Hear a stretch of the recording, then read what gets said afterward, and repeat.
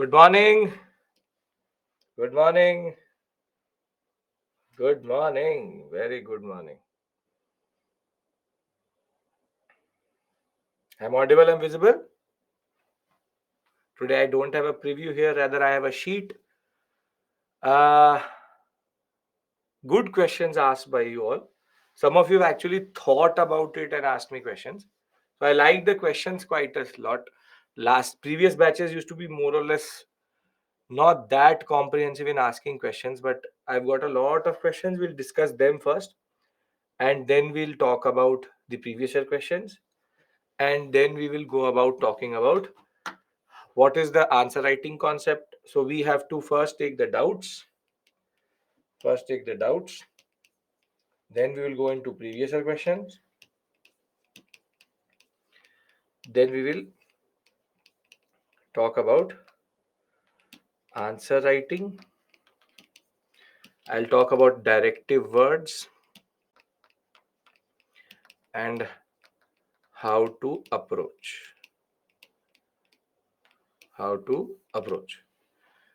So these are the three agendas for this session generally. And whilst we are doing all of this, you can also ask me questions, but not right now. Once I've covered the questions, thereafter I'll take the questions which are in the chat box. So I asked you to email your doubts, and that is what we are going to take first. Good morning. Good morning. First, Ganesh, are you here? The students have to be here. Ganesh, are you here? Ganesh Kakkad. Very good, Ganesh. Then Prince Rathor.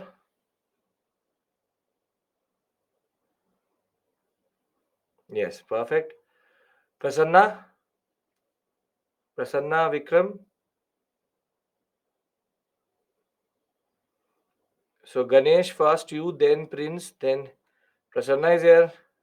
No, maybe joining. And okay, then Shreyank. Good morning. Shreyank is here. Still not joined. Okay. Anshika, you're here. You just said good morning. Anshika, you're here, right? You have four emails from you. Madhumita.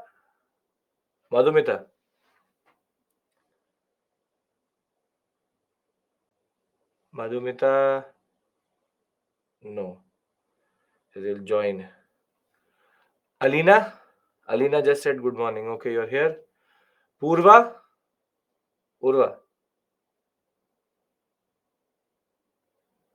Yes, sir. Great. And Vechri.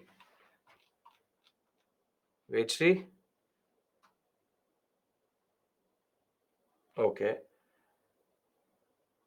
Yatindra.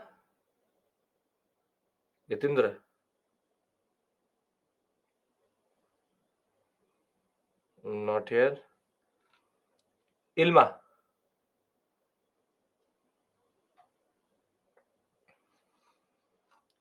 So this is the sequence in which the doubts have come to me. I am going to take them in the same sequence. So Ganesh is here, and for everybody's understanding, yes, Shreyank, perfect. I asked you, you just joined. Okay, yes, Shreyank, I also have yours. So Ganesh, question is, there's a sheet in front of me. I'm reading that out from you, sir. Can you explain the World War II in brief? I am scared to write answers. Why is it so? Sir, I could not understand unification of Germany. Can you tell me in brief? So Ganesh, you want me to repeat 2 modules in brief? Okay. So how brief I need to be? How brief I need to be, Ganesh? Little bit, a lot. So let's first take world history has been completed for this batch. Yes. Yesterday was a teaching class. Today is a doubt session. Just small. Okay, so first talk about let's talk about unification Germany Italy. Till we'll look at these questions later. First, uh, in not 1800, let's take 1700. There's no Germany in Italy. There's no Germany in Italy, and though there is German language speaking areas, Italian speaking areas, they're not together. So their unification was difficult because of multiple obstacles: geographical, cultural, religious. So the first person who basically is able to unify them in a rudimentary way is after the French Revolution, who is Napoleon. So between 1804 and 1814, Napoleon plays a very important role in giving both of them a certain type of unity. From the Holy Roman Empire, he makes it 314 into 39. On the other hand, in Italian states, he discomplicates this area from 5 powers to 3 powers. Thereafter, 1814, once he's removed or he's lost to Waterloo in 1814-15, you will have what is called the Metternich Order. Metternich Order in Germany translates into a new arrangement, which is the 39 states plus Prussia plus Austria. That leads to rivalry. That rivalry is important because Prussia wanted to unify. They will introduce Zollverein. The revolution of 1848 will happen. Thereafter, because revolution of 1848 was not successful, the man who will unify Italy is going unify Germany is going to be Bismarck, who will then basically isolate Austria by giving help to Russia, explaining to the French and the British a weak Austria is important. Austrian War, thereafter what we call as the Franco-Prussian War, and unification of Germany happens. Unification of Italy, on the other hand, is the other side of the story. Therein, you have the Mazzini and Garibaldi movement starting as soon as Metternich comes through. Once Metternich comes through, they start to struggle between 1815 and 1848 until 1860. Nothing really happens. Cavour then unifies the northern sector by going into a agreement with France, fighting with Austria, then plebiscite central Italy, then peasant movement southern Italy, and the papal areas when France was going through a revolution again in 1870. This is the briefest I can be about the Germany and Italy unification. Now, what is World War II in brief? You want me to explain you the causes or the story of World War? Which part? Ganesh. Alina, keep that thought with you. Once I've covered these questions, you post this question again. Don't post questions right now because I'll not be able to see them. It will go up in the chat. So I'll ask you, write your questions now in the chat box and we'll discuss them. You want causes? Causes is basically the Great Depression, which creates the context for socialism to become bigger and for Hitler to use it to come to power. Second would be Treaty of Versailles, resentment in Italy and Germany, which creates these dictators, Hitler and Mussolini. Then third is the messed up map of Central Europe, which is basically fragile democracies, which Hitler is going to use to come to power. Fourth is policy of appeasement of France and Britain, which is they are basically feeling guilty of the Treaty of Versailles. And last but not the least is the false sense of security which the League of Nations gave, and all these things. We have to discuss previous year questions, Karaku. First questions, then previous year questions, then answer writing. I have to do that. I know that. Don't have to worry. So, Ganesh, answer writing I'll discuss when I will discuss answer writing in the end. So, that part I will answer. Most probably, the thing which scares you is because you're not practicing. The students who don't start feel scared. Once you start to write, it's like driving a car. Initially there will be a little bit of jitters, thereafter you will start to love it. And that way answer writing is the story is, if you need to remove that fear, you have to write more. Yes. Okay, done. All three questions, Ganesh, I've answered for you. Now I move to Prince. Now I move to Prince. Why was there no fight for the throne in England like in India? Why was there so much internal stability in England? See, Prince, it's not that, is Prince here? Yes. And it's not that there was no fighting in England for thrones, but the fighting is actually in the Middle Ages.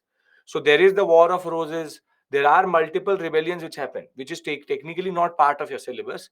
There is the conflict with Ireland. At the end of the day, England is basically United Kingdom. So Wales, Scotland, Ireland, and the English sector or the England sector. And there are multiple wars which are happening. with Scotland also, with Ireland also, with Wales also. But the point is that their timing was very good, because they are politically unstable when most of Europe was in feudalism. And what happens is that on the turn of the 17th century, they basically have what is called as the Glorious Revolution. That is, the glorious revolution is that they call it bloodless revolution, in which they will basically transition from a monarchy to a constitutional monarchy. So when nationalism will be rising in Europe, or for example in India, we will always keep on having succession battles. When nationalism was rising, the English sector had already become very stable, because they were now under the parliamentary control. And more than that, in England there was a very important concept that when it came to succession, women had the right to succeed.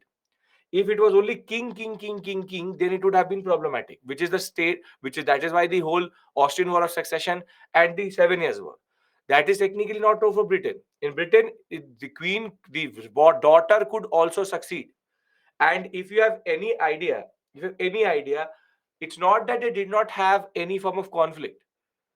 You have Henry VIII, who basically married a woman. He did not like that woman. In order to divorce that woman, he made England an Anglican state, which is a Protestant state.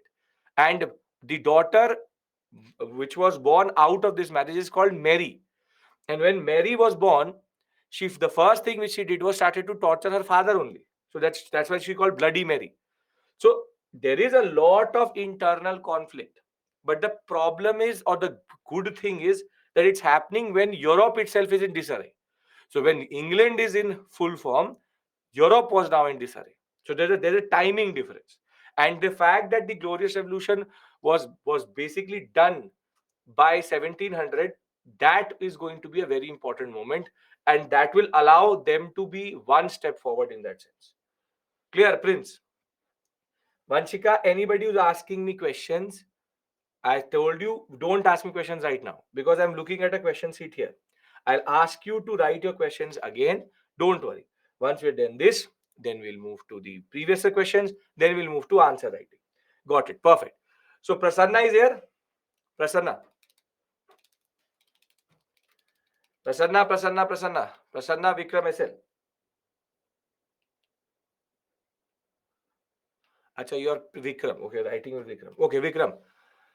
Can you summarize the significance of World War One and Two on one slide, sir? Also suggest some books for our interest for whole history. See, you want significance of World War One and World War Two. See, World War One significance is it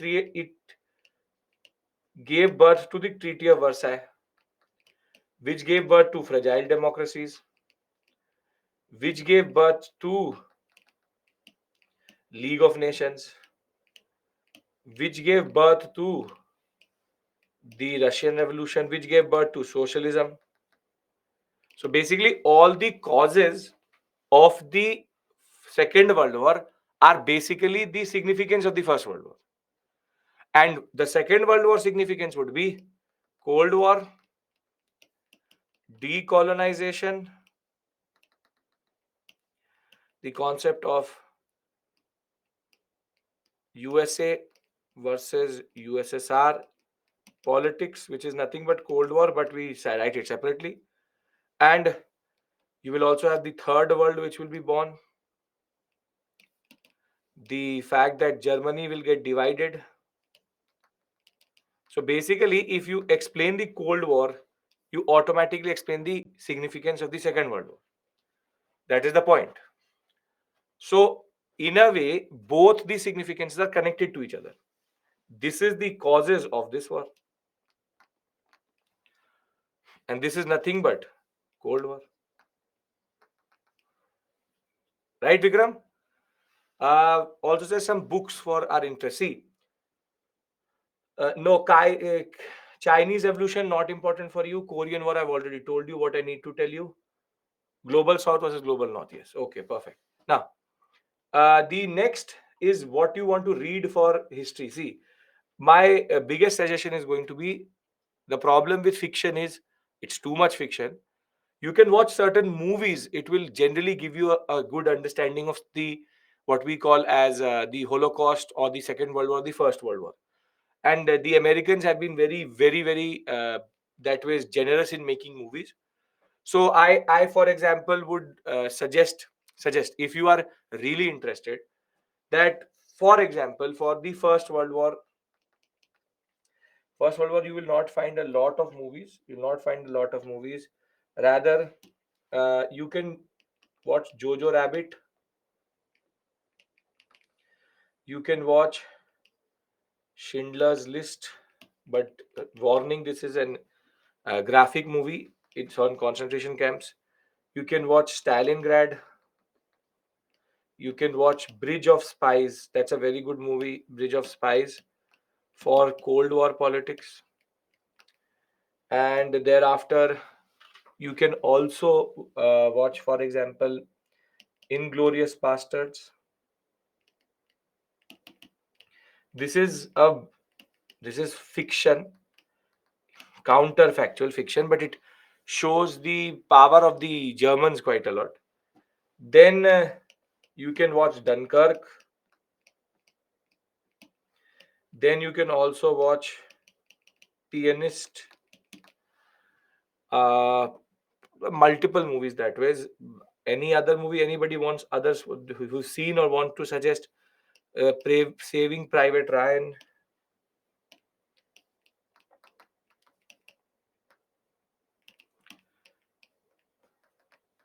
Fury is a web series, right? Web series. Chernobyl you can watch. Why not? Chernobyl tells you the story of the what changed Gorbachev. Pianist, Dunkirk. Yes, Pearl Harbor you can watch. Lot of movies. They have been very comprehensive in making these movies. Yes, Napoleon. If you can, Napoleon. There's a movie which is coming through, but the problem would be that it's a French movie, so subtitles you would need. Yes, Hacksaw Ridge is also good. Hacksaw Ridge. There's also if you Oppenheimer, sure, why not? There's one more very old series. It's called Blackadder. Blackadder for the First World War part is very, very interesting. It tells you the life of the trenches. This is also Mr. Bean, Rowan Atkinson, who was the actor. You'll find it on YouTube. It's a very old series. It's a comedy, but basically, yes, Enigma, Imitation Game.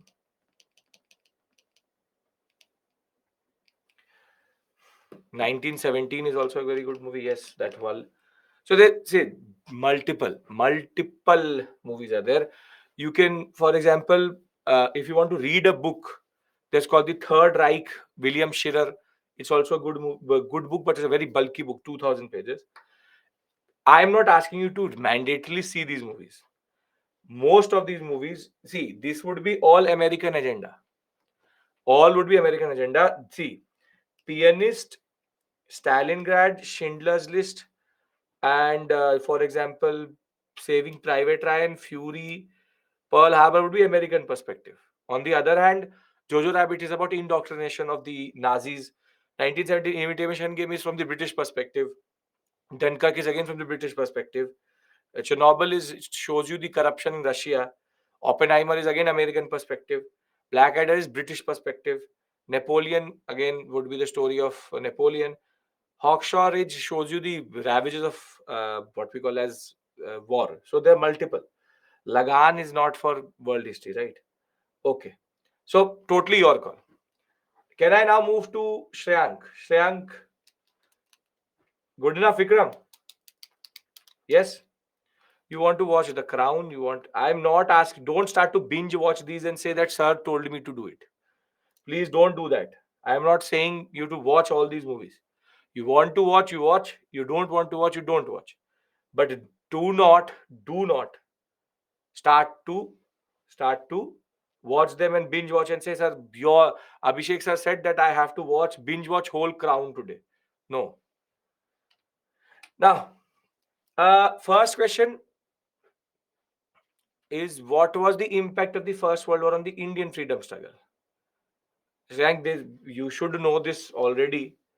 1914 to 1918. What is the impact on Indian freedom struggle? So you have the Sikhs who are going to get recruited for the war itself. In this 1915, Gandhi has come back, and the Kheda issue was all because of the war itself, because of the way the British was sending a lot of grains out of India, and they were not ready in that sense to give the what we call as plague bonus in that sense. Thereafter, the biggest impact of the Second World War is the 1915 Defense of India Act. Tomorrow I start modern India in evening batch, Defense of India Act 1915. Thereafter, the Rowlatt Satyagraha and the Rowlatt Act itself is related to the First World War. Then, if that is the case, then Jallianwala Bagh becomes the same. Jallianwala Bagh, we discussed this in class. The called the Amritsar violence. Then internationally, Gadar movement. So, from forced recruitment of the Sikhs to Amritsar violence to Jallianwala Bagh to Defense of India to Rowlatt Satyagraha to Gandhi coming back to Kheda, Ahmedabad, and what we call as Champaran to Sikhs, Khilafat, yes, Khilafat that gets linked to NCM. Khilafat is related to Treaty of Severus, straightforward Turkey. So this is something, and I'll show you a question. See, this type of question came once. I'll show you a question. 1 second. Uh,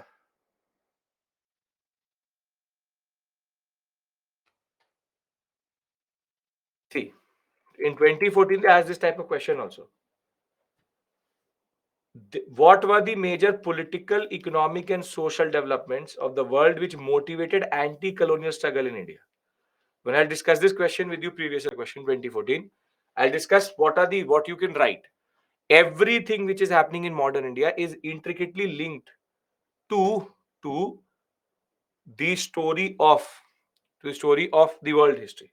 That is why I say that when you study world history, your modern India automatically becomes better, because you have context for everything, from Quit India to August Offer to Cripps Mission to everything.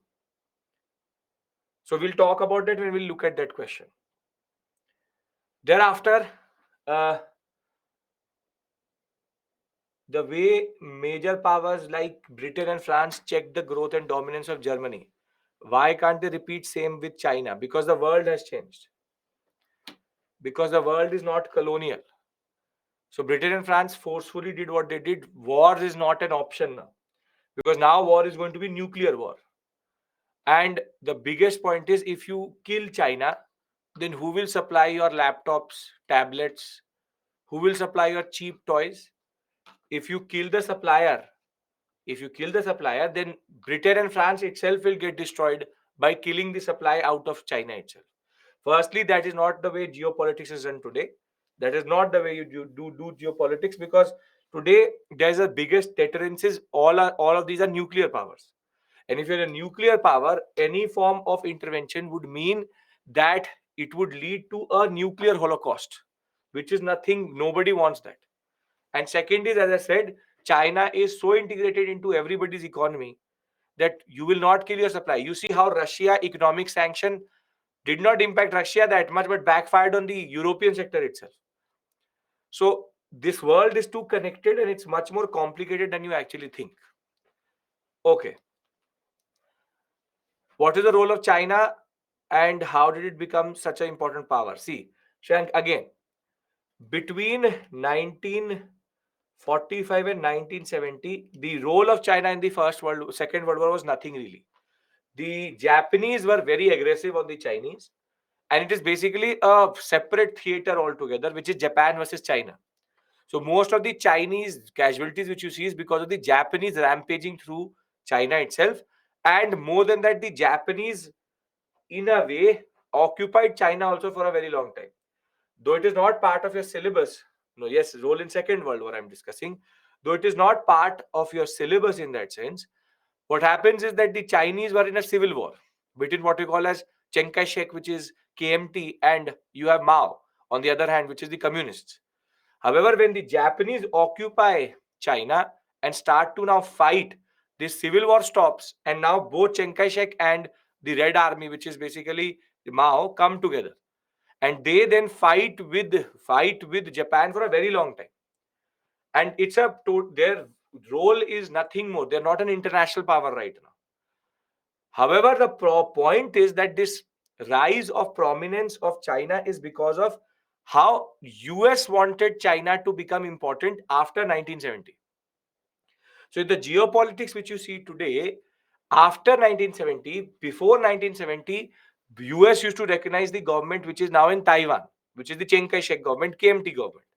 But after 1970, what happened was, with the shift of China away from the USSR, for the first time, now Britain will follow, or US will follow what is called the One China policy, which is that there is another China, which is the People's Republic of China and Mao's China. And then when Mao's China has become very close to the US will start to now push the Chinese forward, and that will create it what it is. And that is the context in which it becomes such an important power and gets also in the entry into the UNSC. Though we gave up our position to give the UNSC seat to the Chinese, a separate issue altogether that we will discuss in post independence. But the point is that this is the reason why this happened. So, Sujay, I don't know. You can email me, I'll get it sorted. That is the reason why China becomes China. It is the shift from Chiang Kai shek or KMT to Mao. Okay. Anshika, you are here. I'll just cover these questions and then I'll take questions. Anshika?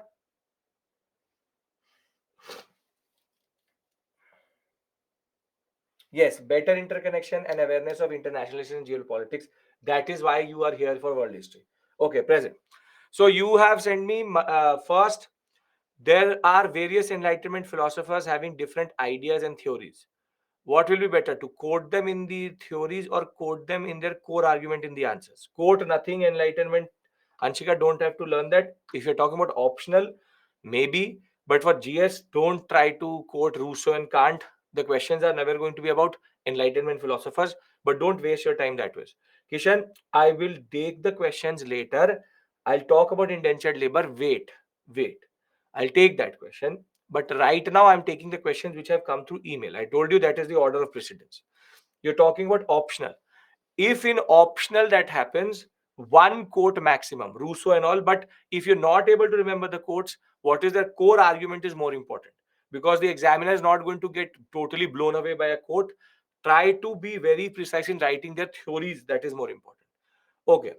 I've opted for history as my optional subject. Recorded videos, you have insightful knowledge that allowed me to understand history in much better way. Ability to analyze some complex and titled events. However, I'm not able to put the events on a single or timeline to revise in effective manner. See, Anshika, when you talk about history optional, for example, it would be a Herculean task to have one single timeline. What I encourage you to do is that you can make four timelines, very basically four basic timelines: ancient, medieval, early modern, and modern. For the basic six timelines which we have, I would recommend that you can also go through the book which I've just published, not trying to plug it in, but the task of putting everything on timeline is already done, because in the very categorically there's a section on timelines. Second would be, if you want to do it yourself, take macro areas.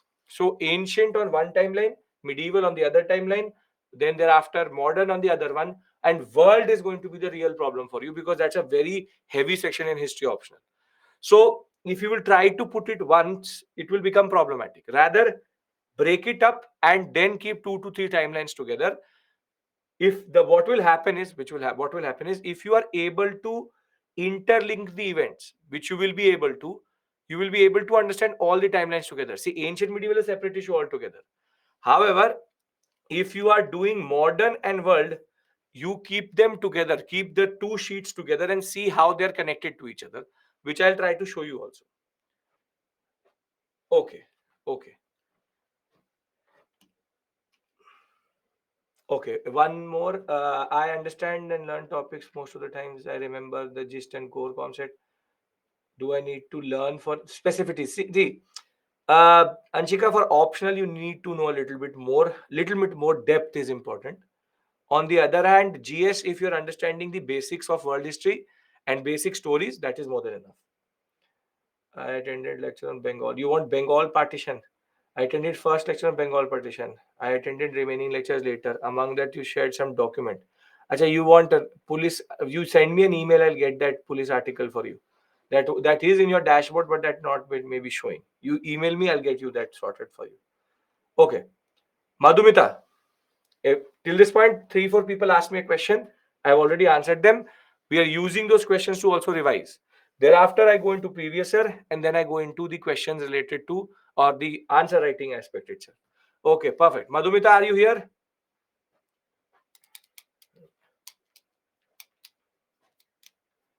No.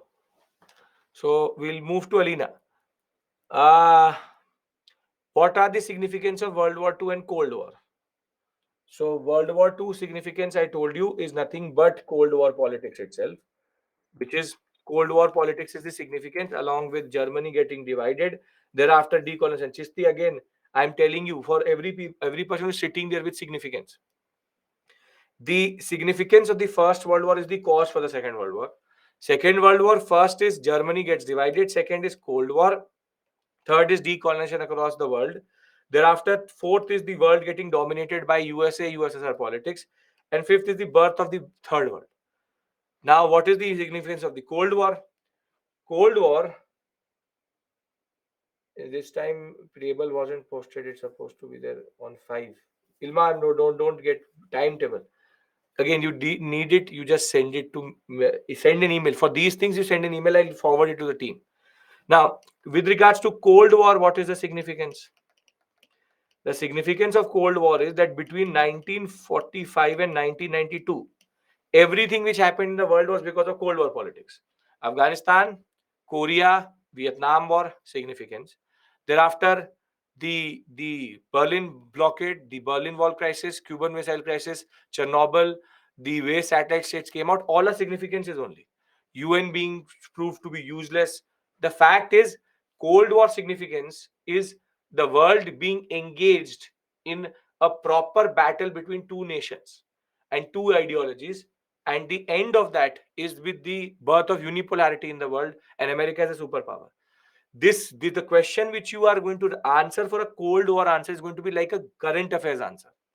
So these are questions which are basically IR oriented. You will not write a historical answer here. You rather talk about how till today there is a divide between the world. For example, the Russians, the NATO countries, and there's Cold War 2.0, which is on with regards to Russia again trying to shift the Iron Curtain towards the NATO countries. Ukraine conflict is also a significance of that. So in that, can we say multipolar world? No, no, no. After Cold War, it is not a multipolar world; it's a unipolar world, from bipolarity to unipolarity. Maybe in the past decade or so, we've gone from unipolarity to maybe multipolarity if you consider China to be a proper adversary of the US, which again is not true in that sense. Which is that, yes, the Chinese are important. We are also important. But the power which the US holds at this point of time is immense, the level of influence which it has. So you can say that there's a movement away from unipolarity to multipolarity, but you can't say that it's a polypolar world or a multipolar world. For that, India has to be a proper superpower, and for that, China also has to come out of debt capitalism and debt imperialism and become much more assertive. Maybe economically it's a multipolar world, but politically and geopolitically, still US controls a lot of things, and when it comes to defense and military, US controls everything. So that is the basic point you need to understand. NATO versus, you can't write NATO versus Quad, Priyanka, because Quad and NATO are totally different things. NATO is Europe and this whole North Atlantic sector coordinating with each other. Quad is just a standard. It's a not even a it's a formal but an informal understanding between four countries in order to balance China. That's not the way NATO is. NATO is a proper constitution. It's a very old institution. These are very new institutions which are trying to figure out. So understand this point, that US is trying to balance China. That is not comparable to how US is generally. Okay. Except significance cause the story you told, that these are no relevance to us, because after some time we forget. Yes, stories don't matter, Alina. Do we have to remember only the dates which are mentioned in timeline, not that in the PPT? Alina, there's the same dates are mentioned in the PPT and the timeline. But if you can remember the timeline, more than enough. Okay. Yes, from tomorrow, ancient medieval art and culture, I will start. Okay. Purva. Purva, are you here? Yes, Purva. Explain Iron Curtain in short. See, Iron Curtain basically concept is, with Russia entering into the Eastern European sector, it is believed that the world got divided. Europe got into two parts. One is the USA-led capitalistic part, with, for example, France and Eastern or Western Germany being that border. On the other hand, with Poland, Bulgaria, Romania, Hungary, and the Albanian sector, all of them going under communist regimes, there was a creeping wall of socialism towards the Europeans. That is the concept of the Iron Curtain. It's a metaphorical line which was drawn in across Europe, which represented the line between socialism and capitalism. And therefore, you would have heard this new concept itself, which is the concept of uh, Iron Curtain again moving. So the Iron Curtain actually moved in this direction. The Iron Curtain after the Cold War moved in this direction. Now Russia is trying to move the Iron Curtain back to its original point, which is to take Ukraine. Okay. PPT is enough for world history? Yes, they are. Repetition of supply demand graph of Second World War. Nothing more. If there was a constant demand, thereafter demand increased exponentially and then it fell exponentially also. But when it comes to supply always tries to match the demand. Once it matches demand, that by that time demand falls, and there is a certain mismatch. This mismatch is the period of domestic overproduction, and that is where the problems of the economy emerge in that sense. Okay, will now wage three, 4, 5, yeah, wage three. Here, any questions came in mains this year? No, it was a tangential question. Last major question came in 2021. Okay. Uh, your questions are thoughtful in that sense. I know colonialism was worst for the colonies, but colonialism is in a way, taught the colonies about nationalism, democracy, constitutionalism, abolition of sati. So that can we say the positive impact of colonialism? Can we say that migration, global capitalism, national disintegration, religious extremism are challenges? Could you challenge this? Okay, first let's take this question. That positive impact of colonialism was that we learned nationalism, democracy, constitutionalism, abolition of sati. See, if you talk about, I will take the evening batch of Modern India, which is going to start tomorrow. If you talk about, for example, uh, socially, maybe the impact has been positive but negative both. Now, I leave it to you how you weigh it. Yes, abolition of sati, infanticide, slavery, and the women's position improved. And in a way, that intervention was needed. But at the same point of time, you had famines, peasant destruction, weavers, deindustrialization.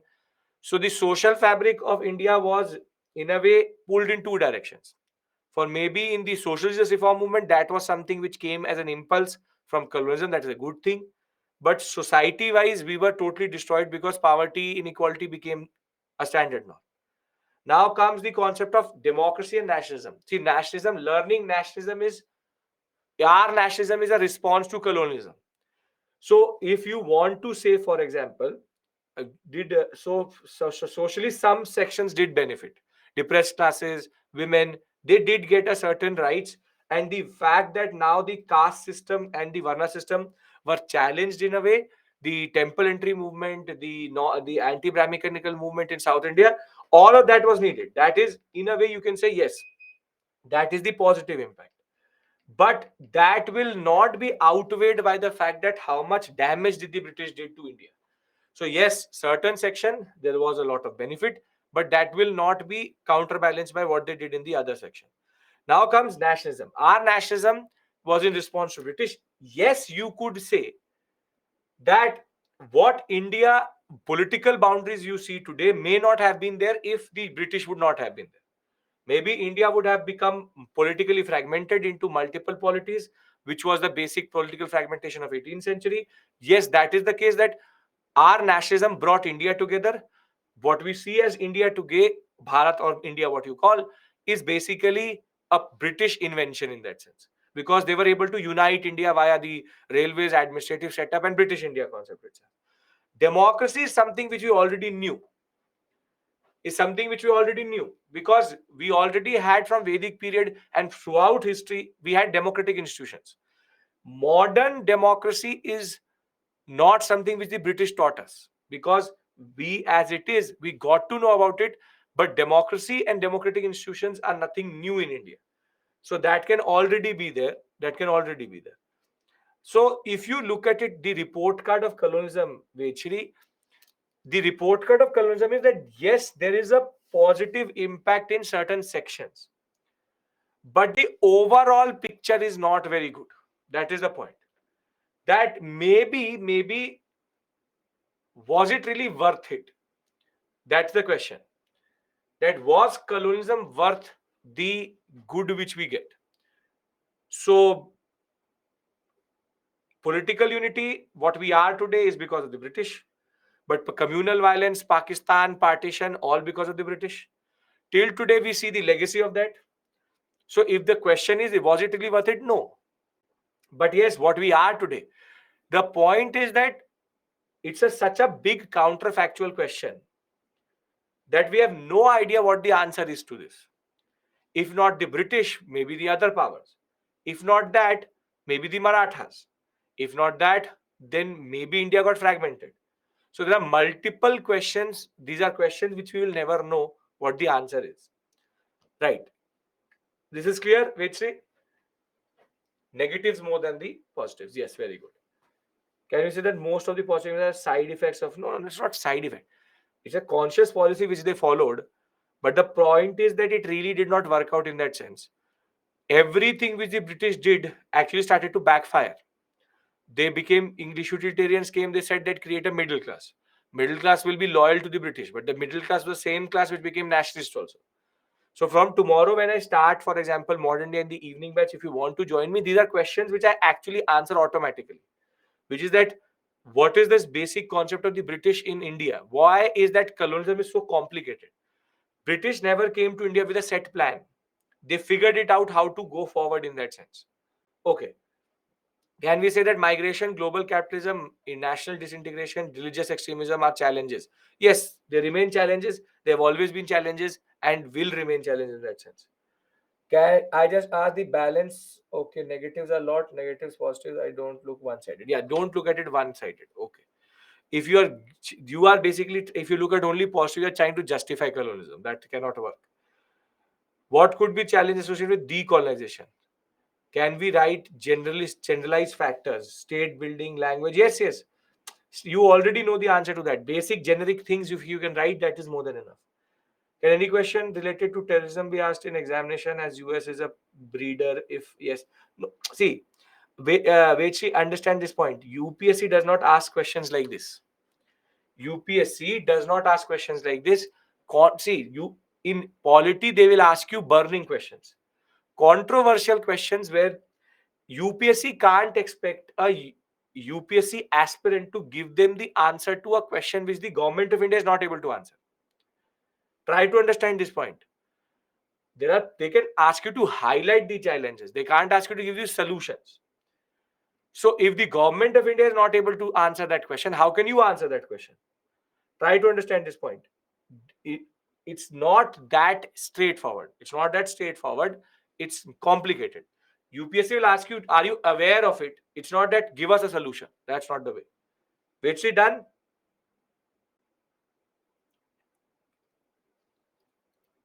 Okay. Can we say language, ethnicity are major factors of religion in shaping the world? Even Indian leaders led Indian democrats. See, Sachin, culture is always important. Be it language, be it ethnicity, be it clothing, be it food, it will always be a major factor in bringing and dividing the world itself. These are standard factors. Abhijit, as I said, the questions which you are asking me, hold on to them. I'll ask you to write them and I'll take them. Not right now. Let me first. There are only two people left, which is Yatindra. Yatindra, you are here, and Ilma. Thereafter, I'll take your questions. Freestyle. Yatindra. Yes. When France sneezes, Europe catches a cold. This is in the context of Revolution of 1848, because France sneezed in in the French Revolution. Europe was fighting. In 1848, France again went into a revolution, and across the board, across all European countries, there were multiple revolutions. That is basically called the Revolution of 1848. France sneezes, Europe catches a cold. How Spanish monarchy is related to Bismarck war in France. As I told you, that across Europe there's a tradition. There are multiple thrones which are there, but there are only limited dynasties, meaning families which can sit on these thrones. So if a throne becomes empty, all families are allowed to nominate their person for that throne. Bismarck is the Prussian king. So Bismarck nominated the Prussian king and his relative as the king of Spain. However, France said, you will never do it, you recuse it, and you will never ask for it. That is the connection. Why Germany and Austria were in good terms and alliance before World War One? Because both of them realized that they're what we call as German speaking. Culturally, they came together, and because of the secret alliances which are happening around it, it was a natural way in which both would come together. Language was something which brought them together because vis-a-vis the British and French politics. Uh, why Britain became good friends with Russia after constitutional monarchy? Firstly, it's not good, but the fact is, Russia was changing. Britain thought it was changing, and Britain really did not care if it was changing. It was about the geopolitics. In 1907, it was important to encircle Germany, and that was being done in that sense. Why Bolshevik support withdrawed from the why Bolshevik supported withdrawal from the war?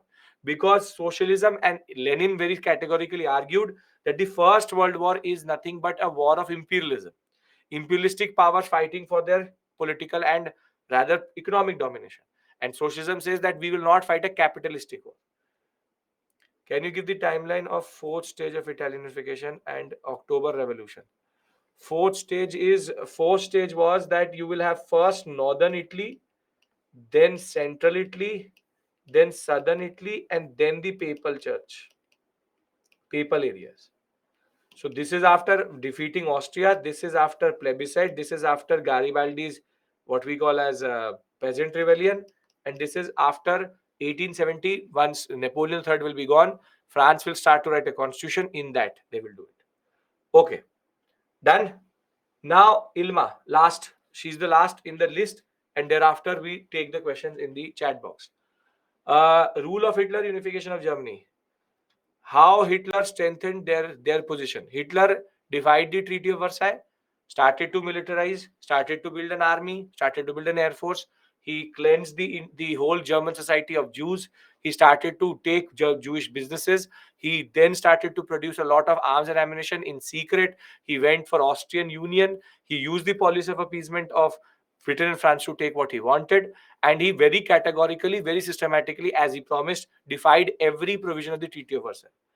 How the unification of Germany happened as three timelines go simultaneously, so I am unable to understand. Unification of Germany, as I told you, is first Holy Roman Empire. Once Holy Roman Empire is destroyed by Napoleon, it becomes the Confederation of Rhine. Confederation of Rhine is that 314 to 39. Thereafter, Confederation of Rhine, you get what is called as German Confederation. That is what Metternich will create. Then 1848 Revolution, Frankfurt Parliament. All of this will be a failure. Then will come Bismarck. Bismarck will start to do politics, or what we call as basic geopolitics, and two wars, Austria and France, and then unify by 1871. Done. Now you can write your questions in the chat box, and I'll take the questions. Right now, all the questions which came to me through email are done. USA got independence in 18th century. How USA, Pratik? USA became powerful within very short span. It's not a short span. They became powerful by 1914. So 1776 and 1914. It was a very long time, close to 200 years. Helena, send me an email about that. I'll get that sorted. Okay. Perfect, Ilma. In Cold War politics, Afghan War, Vietnam War, could you tell? Afghan War, as I say, see, Vietnam War we did separately. Afghan War is basically Afghanistan. Listen to me for the people who want to know. Afghanistan was under a very conservative regime. The Communist Party of Afghanistan is going to overthrow the conservative party or conservative regime of these generals, and that is called the Saur Revolution. Communism will take control, will do very good, but now USA does not like that. So the US will basically start to fund an organization called the Mujahideen, which will strengthen the conservatives, and their thing was to remove the communist powers. Once it became clear that the Mujahideen will take over, USSR had to, under Brezhnev, had to intervene and, in a way, install a USSR-led government in Afghanistan. That is called the Russian invasion of USSR of Afghanistan. That is technically not true. That was to block the Mujahideen from coming to power. Russia will be there. Gorbachev is going to open. When he will open, the Mujahideen had now become Taliban. They will try to capture power, but the Americans had a different agenda altogether, and therein they will install a democratic regime. And thereafter, there will be a tussle between the same organization which we created it, USA versus Taliban, to capture Afghanistan. USA created all of these things. Recently, Taliban captured power. That's it. Okay. Uh, Sir, I planned my schedule such that I'm done with all portions till December. After that, I'll revise test series notes, making pre-mains, preparing for 2025. Sometimes, okay. See, Kishan, you have too much time. You have 2025. You've done everything. So you only need to revise and consolidate. Your biggest issue is going to be current affairs. So if you have to just control current affairs, static is already done. Keep on revising. Optional should be strong by June of 2024. And when your optional is done, GS is done, and current affairs, you have to be very, very thorough with it, because your target is moving in that sense. We know, as we know, Anjali, India will be developed in 2047. We don't know that, but sure, why not? So can I say that development only because of industrialization, not industrial revolution? Because India is industrialized country. Eh, See, Anjali, uh, now it is not that straightforward that you have to go through an industrial revolution to become a industrial power. We are a service based economy. So now our path is not because of the industrial path. We are trying to strengthen it, but it will still remain in service based economy, plus, yes, technological aspect, sustainable development. So in a way, sure. Those Spain and Portugal were the prisoners, pioneers in exploration. Why they weren't exploitative? Deepika, that answer basically is from it's a very age-old question. Spain and Portugal basically got so much gold and silver out of these colonies that they never wanted to change. And when the limited supply of gold and silver was gone, their economies crashed and they were never able to actually compete with Britain and France later, specifically Britain. That's called the 16th century, what we call as a price revolution, and thereafter 17th century crash.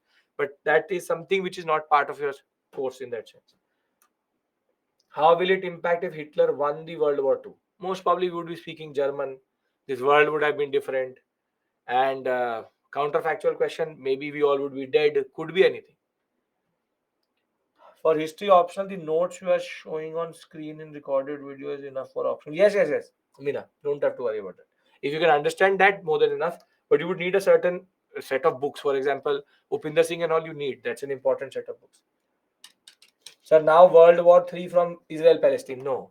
See, don't use this very loosely that World War III. World wars are very brutal. If 8 crore people were dead when there was no nuclear war, a third world war would basically mean that the whole world will get annihilated and we will go into a nuclear holocaust.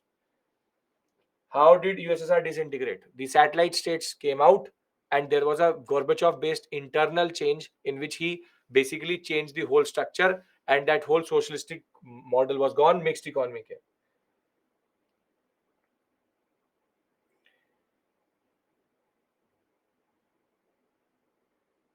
Alexander the Great is not for here. How will it impact if Hitler won the war? I've answered Hitler won the war when Hitler won the war. Okay. With UN reform, it will be hold international rules based order. See, UN reforms will never happen. Will never happen. Kuraku, remember, UN reform will never happen. P5 will never give other powers power, and they will not reform UN itself. So maybe rule based order can be there, but basically that will never happen in that regard. Causes of 7 Years' War. 7 Years' War causes is the Austrian War of Succession. Who will sit on the throne of Austria will make Europe fight twice. It had an impact. Third Carnatic War, First and Third Carnatic War are related. English and French rivalry in India is linked to that. Repeat the concept of capitalism. Capitalism is industries based model. Whole industrial revolution is nothing but capitalism. Class conflict leads to class struggle, leads to political. Yes, that is the way socialism is.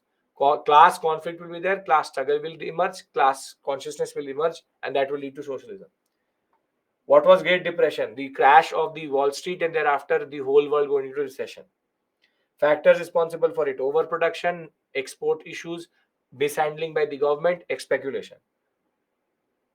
Answer writing I'm going to do. Rather than fighting a war, China can replace, we can create new suppliers, diversify, which is not that straightforward. This is not the way one power cannot create these things. The world is not much more complex than that. Nirbhay, you email me about it, I'll get that sorted if you can't see recordings. Why Russia did not join Germany in World War II? Germany has a proper anti-socialist agenda. Then why would USSR join Germany in that sense? Sir, now Third World War from is it true, sir? No, Rashida.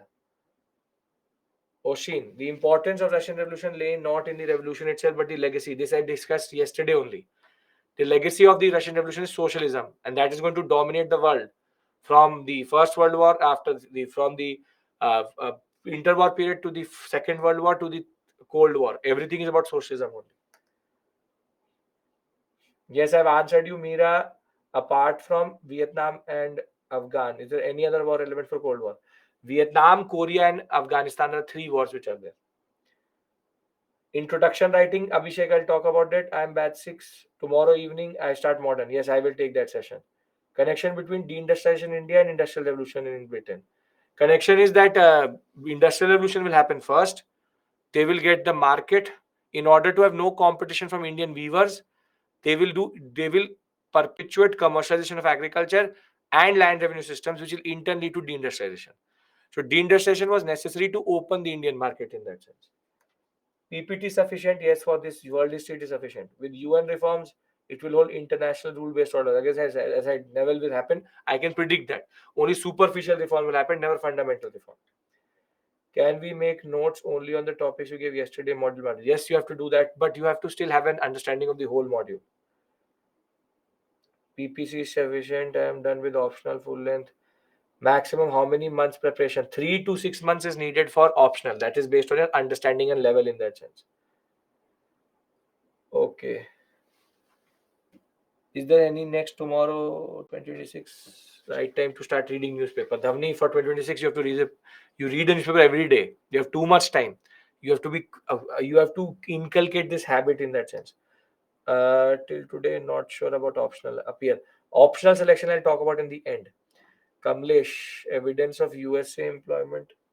Is there any evidence of USA employing several German? Yes, there is multiple Jewish Nazi scientists who were actually employed by the Americans later to develop a lot of different things in America. That is true. That is true. Please tell capitalism how class conflict. Capitalism is based on exploitation of the base, which is workers. When you will be exploited, you will create a type of conflict that will in turn lead to you to develop animosity, which is class consciousness, and that in turn leads to revolution. American War nutshell. You mean American War of Independence. That is of no purpose to you, but Britain and America are fighting for independence. What is more important is Second Continental Congress will realize that the American independence process is going to be bloody. So they needed what we call as a concept of a army, which is the Continental Army. Okay. 1 second. I'm looking for the questions. Last lecture of world history, yes. What is the impact of World War on India? Mohan, I've already discussed that. World War first, Second World War impact is decolonization. First World War impact is any Defense of India Act, Rowlatt Act, Amritsar violence, Jallianwala Bagh, Ghadar movement, Khilafat, NCM, Sikh. This is standard. So Cold War happened in the past, but can we say impacts us today? Yes, why not? Yes, it is true, Anjali. The proxy war is still today alive. I am reading things, but answer writing. Answer writing, I'll talk about in the end. Why China plays victim if justified in expansionary? Because it is easier. Chinese, that is a rhetoric. That is a rhetoric. They are not a colonial power, but initially they were victims to the imperialistic urge of the West. African decolonization two forms, either armed struggle or in the form of national movements. And I showed you the table for two national movements based on Western educated elites, which I'll show you a question for. And armed struggle is when these tribes come together. Which is the best option for science background student? There is no best option in this world. Kumalu, there's no best optional. It's about your aptitude, what you can do. Impact of First World War, I've already done on India. Can you please explain succession in Europe? Succession is in Europe is thrones are there, families are there. All families can nominate their people or relatives as the ruler, and that is the standard process. So there will be there can be 50 thrones, but only three dynasties or families ruling these 50 thrones. ARM is for just your understanding. I am right to read things, but in answer writing, I'm not able to write. I'll discuss that. India also didn't had experience of democracy. We were also multi-ethnic, multi-religious, linguistic, diverse. How democracy arrived here? Will it not be in Germany? Sneha, that credit for India's survival as a democracy is to the Constitution of India. The Constituent Assembly understood unity in diversity and the complexities, and that is the way our Constitution was made also. As per historical evidence, is it proved that socialism is irrelevant, capitalism still prevalent? Not even historical evidence. Look at around you. Socialism does not exist, capitalism will always exist. You are in a capitalist model right now. The next subject. Tomorrow morning, you will start ancient medieval art and culture, and evening modern India. Anjali, I've agreed with you. Recently, global AI regulation blueprint by US depicts resistance for multiple world order. Again, Priyanka, this is a international. You AI means artificial intelligence. You're saying qualify what you mean by that AI. We witness the Cold War that West and Russia destabilized by convert proxy war, which also happened. Cold War, what can we? Yes. Or what is happening right now is Cold War 2.0.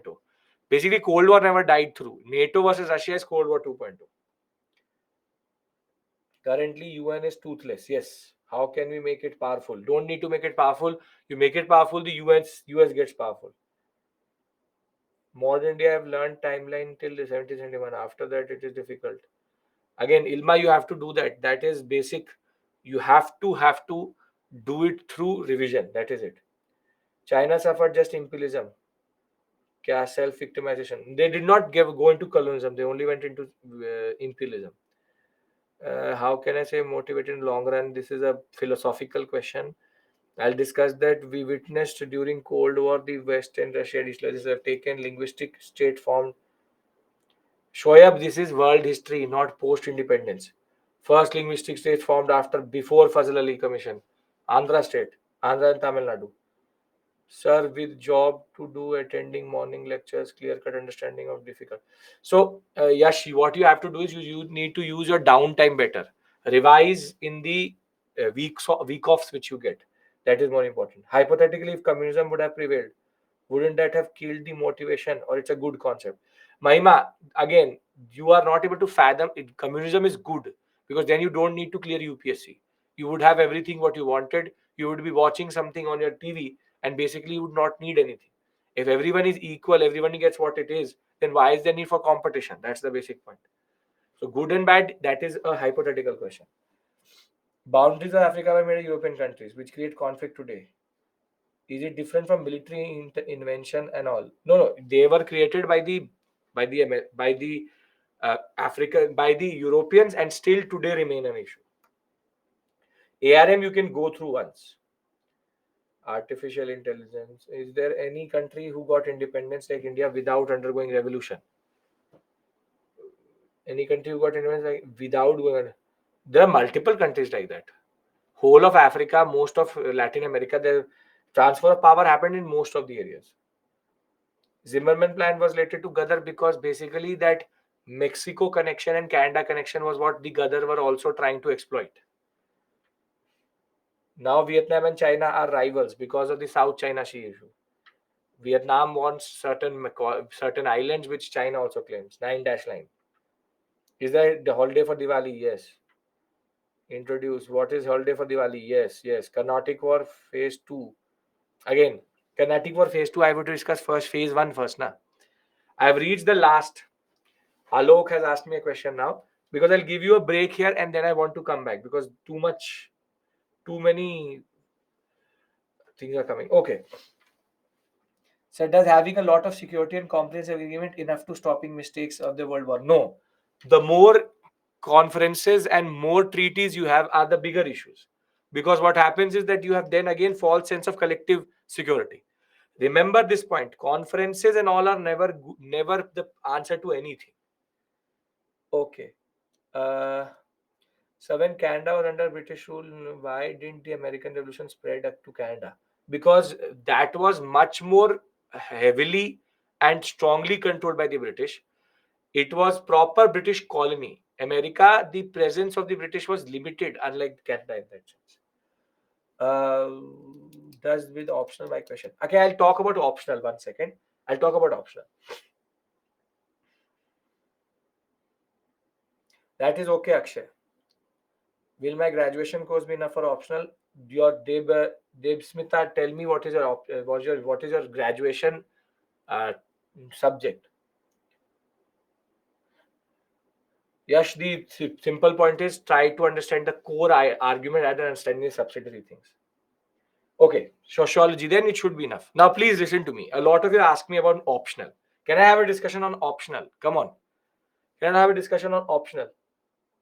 Do we revise history first? Take world history? No. Never take world history as the first thing to revise for prelims. After mains. After prelims. Okay. Now, see, you've asked me multiple questions about what this is my background. This is the way. Tell me the optional. Now, tell the first things first, straightforward. There is no good or bad optional. It's about your aptitude. Now, certain options are obviously out of bound. For example, economics, physics, chemistry, these are topics in which BSc level questions come. Even if you're a BTech, you will not be able to answer those optionals. So mathematics, statistics, take those optionals only when you have background in it. So if you're BSc physics, you have BSc chemistry, you have BSc botany, BS whatever. If you have that degree, then take it. So certain options are specialized. Agriculture, for example, literature, Hindi literature, English literature, you need to have a background in that. If you remove the specialized ones, for example, law and all, what you get are basically the 5-6 standard: PSIR, sociology, anthropology.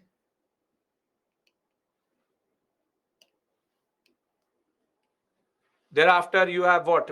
Public administration, history, psychology. Again, is very, very, very, very specialized. I can see that may be the case. Now listen to me. Listen to me. His psychology is a very specific thing. You have to have understanding of BA honors psychology to do it. History, geography, these are the standard ones which people take. Philosophy you can take, but philosophy again is something which you have to stay away from if you don't have understanding. Now, economics is a very, understand this point. Please listen to me. See, this is not GS. UPSC straightforward says in the syllabus that the level has to be graduation level, which is BA honors or BSc honors level. Now understand this point. In other subjects, you will get very specialized questions. I've seen students who are from a BSc physics who don't take physics, or from BSc mathematics and they don't take mathematics because it is very difficult. There you cannot play with it.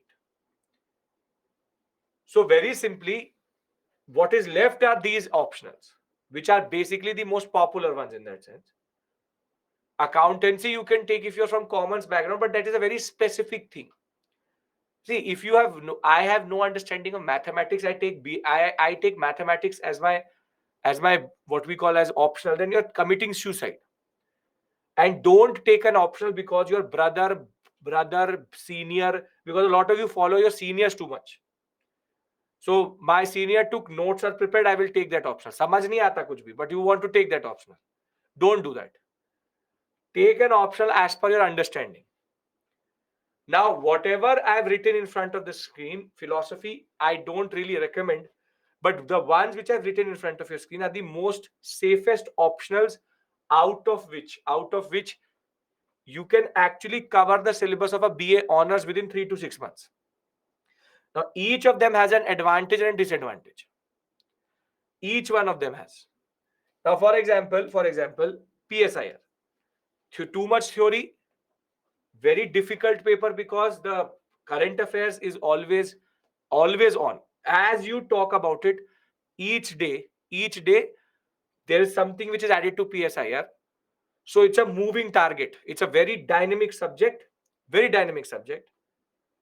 And the fact of the matter is, the disadvantage would be that you have to have a very strong depth in that sense. Huge syllabus, moving target. Advantage is that GS level polity automatically gets covered, and it's not scoring, but it's in between.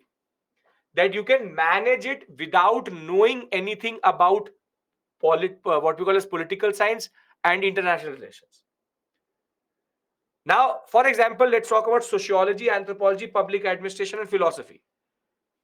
The problem with these four is that they are not going to help you in GS. The most fashionable right now is anthropology and public administration. Sociology, the problem is for the past 2 to 3 years, the question paper is becoming more and more specialized. And the point is, it's like a bubble. It's actually like a bubble. It will burst at any point of time. The bubble of sociology has already been burst. The questions are becoming difficult. Anthro, people take anthro, it's just a matter of time that things will change. Sociology will help. This writing one GS paper, one answer about social issues, you can do that irrespective of studying sociology. See, this is the problem with these four. They are exclusive, but can be done quickly. Then come geography and history. These three are basically the ones which will automatically cover for you GS. History, the point is that if you take history, it has no dynamic portion, questions repeat, and themes repeat. More or less, you know what the question is going to come because the thematic has to repeat. But the problem is vast syllabus. You need time to do it, but you can do it. I am telling you, there's no best here. Please understand, don't try to weigh. It's about all of them having a different understanding. That very simply, they are based on different understandings. These three have an advantage that you cover your GS syllabus automatically. And more than that, geography is technical but interesting. Engineering students like it quite a lot. History is static but vast and does not have too much changing pattern. PSIR is interesting, vast but dynamic. Anthro, socio, public administration, and philosophy are small, easy, short period you can cover. But the point is, their papers have been not representative of their honors level. That can change, but hasn't changed till this point. So you just pray that it doesn't change. Sociology used to be very easy, but recently the paper has changed a little bit. Anthro, physical, and that is the only subject which you see that after the year, one after every alternative year, anthro first 10 rankers you will see 2 3 for sure. But the point is, don't choose it like that. Sir, ask the people who are asking best option. Let's see the best. The point is, everybody will say their option is best because you want me to justify your stance. That is the problem here. That is the problem. You want me to validate what you've done. I will not do that. The point is how to choose. Simple, straightforward. You have to go through the syllabus. You have to go through the previous year papers. You have to read around. For example, a student who loves polity may not like PSIR because too much political theory is there. A student who likes GS level history cannot like history as an optional because world history is difficult. A student who loves social issues may not like sociology, Durkheim, this, that. Political theory is there. So now when you start to learn the name of evolutionary humans from Australopithecus, Gary, this, that, Aphronesis, then anthropology becomes problematic. Don't go by what I say. Don't go by a video which you're watching on YouTube. Don't go by anything which anyone else is telling you.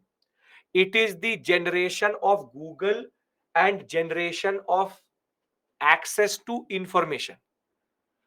Try to take an informed decision. Do you really see, understand this point? Once you take an option, it is a commitment. Cannot change it year on year.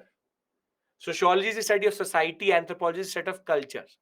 So anthro is about understanding culture, society, culture, tribes, and all. Sociology is understanding the issues in the society itself. So I'm being very clear. I'm being very clear. Wait, see, if you are now not finding sociology difficult, the bubble has already bursted 2-3 years before. So if it's good for you, that's a good for you. See, understand this point, please. I'm telling you, you can do it with coaching, without coaching. That is totally on your level. See, I was a BA honors. I'm a master. I'm for technically a PhD in history. So I will take 2 months in covering the same portion, which you will may take 6 months. So your level matters. You need to understand this point. There's no set thing. People say, "Kitne din mein ho jana chahiye?" You tell me, I will do it. And you don't know who is who. How will you do it within 3 months? Public administration would be a little bit more specialized than PSIR. Public administration would be governance basically. But PSIR is political science and international relations. What is the problem in sociology? Nothing. If you find it fine, it's fine. But sociology will not help you in GS. See, a basic strategy which was taken previously was you take an optional which intersects with GS. Therefore, you're covering GS also and you're covering optional also. However, that is not now true because people tend to find this shortcut in the form of sociology, anthropology, public administration, and philosophy. But yeah, you don't like to hear philosophy from someone else, and you take philosophy as optional. Philosophy is philosophy. Badi badi baatein karenge. You don't understand that, you take philosophy because somebody told me philosophy is this. So understand this point that there is no set answer. If somebody is telling you come here, this is the optional which you should take, then stay away from that person because then he is pushing his own agenda on you. I am telling you, if when you buy a mobile phone, do you actually see an ad saying Realme best phone and you go and buy that Realme or Redmi or Oppo? Do you do that? If the ad tells you that it is the best phone in the world, you buy it. भाई जब phone खरीदने में you actually watch 10 to 15 videos, when you watch hundreds of reviews on that, then why can't you do a little bit of research on your optional? But your aptitude, I can't tell you, na. I hate political theory, for example. Not true, but for example. So then why will I take PSIR? Why will I take philosophy? I don't like to learn. Cannot ratify anything. Then why will you take history? Or I don't want to have a vast syllabus. I don't understand the processes of the earth itself. Geography, GS is weak. And what is my optional? Geography optional. Economics, I don't know the E of it and then I've taken economics. Don't do that. Have to see, it is not a given. The advantage which all of this is, you don't have to do a BA honors to answer these questions, but they still need a little bit of commitment. So understand this point. Optional is a commitment, can take 3 months, can take 6 months, can take 9 months. It's about what you have taken, what is your level. You have, see, The point is, why are you scared of writing answers? Is because you don't want to write answers and you're not writing answers.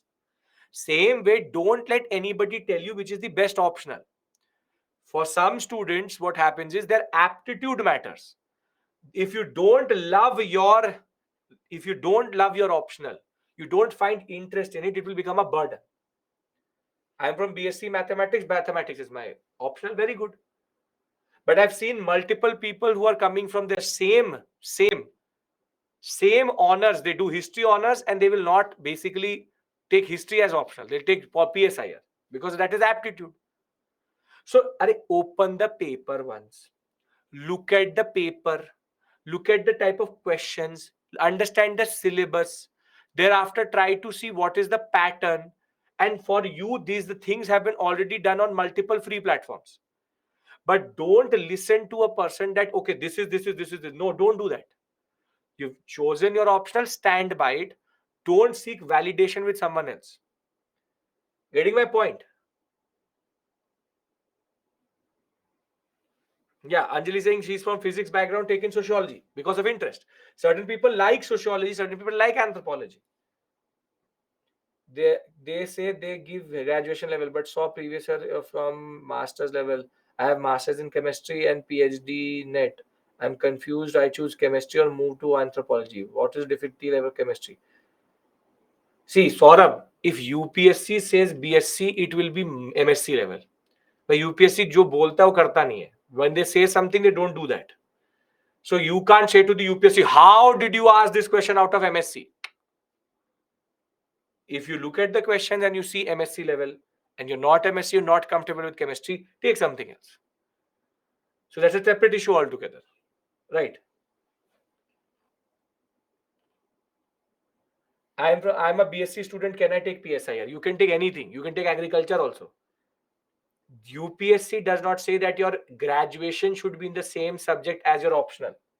But understand this point, Abul, which is that if you have no idea of PSIR, if you don't know who is Aristotle, Plato, if you don't like reading political theory, then have a taste of it a little bit. Try to taste that, and if you will like it, then only move forward. Yes, that is the way. Yes, Anshu, very good. Optional is totally dependent on interest and ability. That is true. Your interest needs to be there. Anthropology related to current affairs, sure, but technically not. Sociology may be anthro is study of old civilizations. Okay. Honors levels means there are multiple degrees which you get in India. BA honors, BA program, BSc honors, BSc program. Honors levels means graduation with honors, in which you have done a degree in that subject. In BA program, in BSc program, you do multiple subjects: physics, chemistry, history, PSI, sociology. In honors, you specialize in that one subject. So it's like your BTech specialization. Okay. In modern history, cover by you sufficient for PSIR syllabus? Abhishek, you are asking me a contradictory question itself. The modern history which I have covered, is it enough for PSIR optional or syllabus? That most probably is not true. Only certain sections will intersect, because making of constitution is now of no purpose to me. Constituent assembly is no purpose to me. But yes, that national movement part will be covered.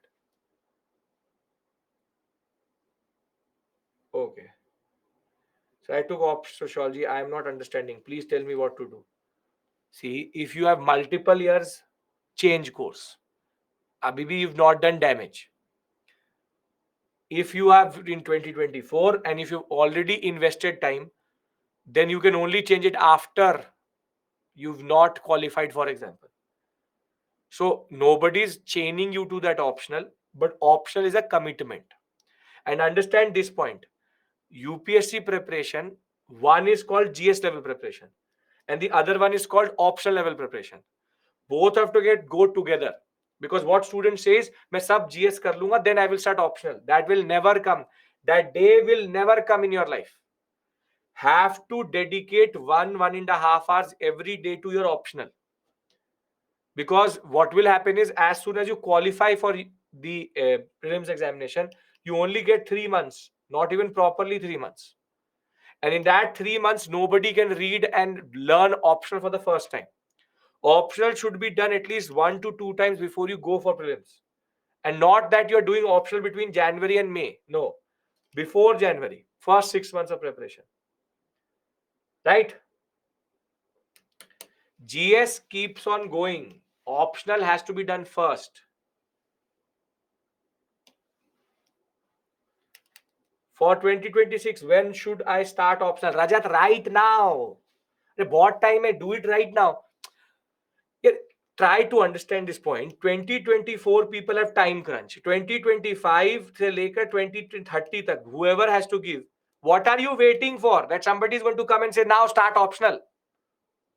Use the time which you have. By the time you give your attempt in 2026, you should have done 3 to 4 times your optional. When you have started early, what are you waiting for?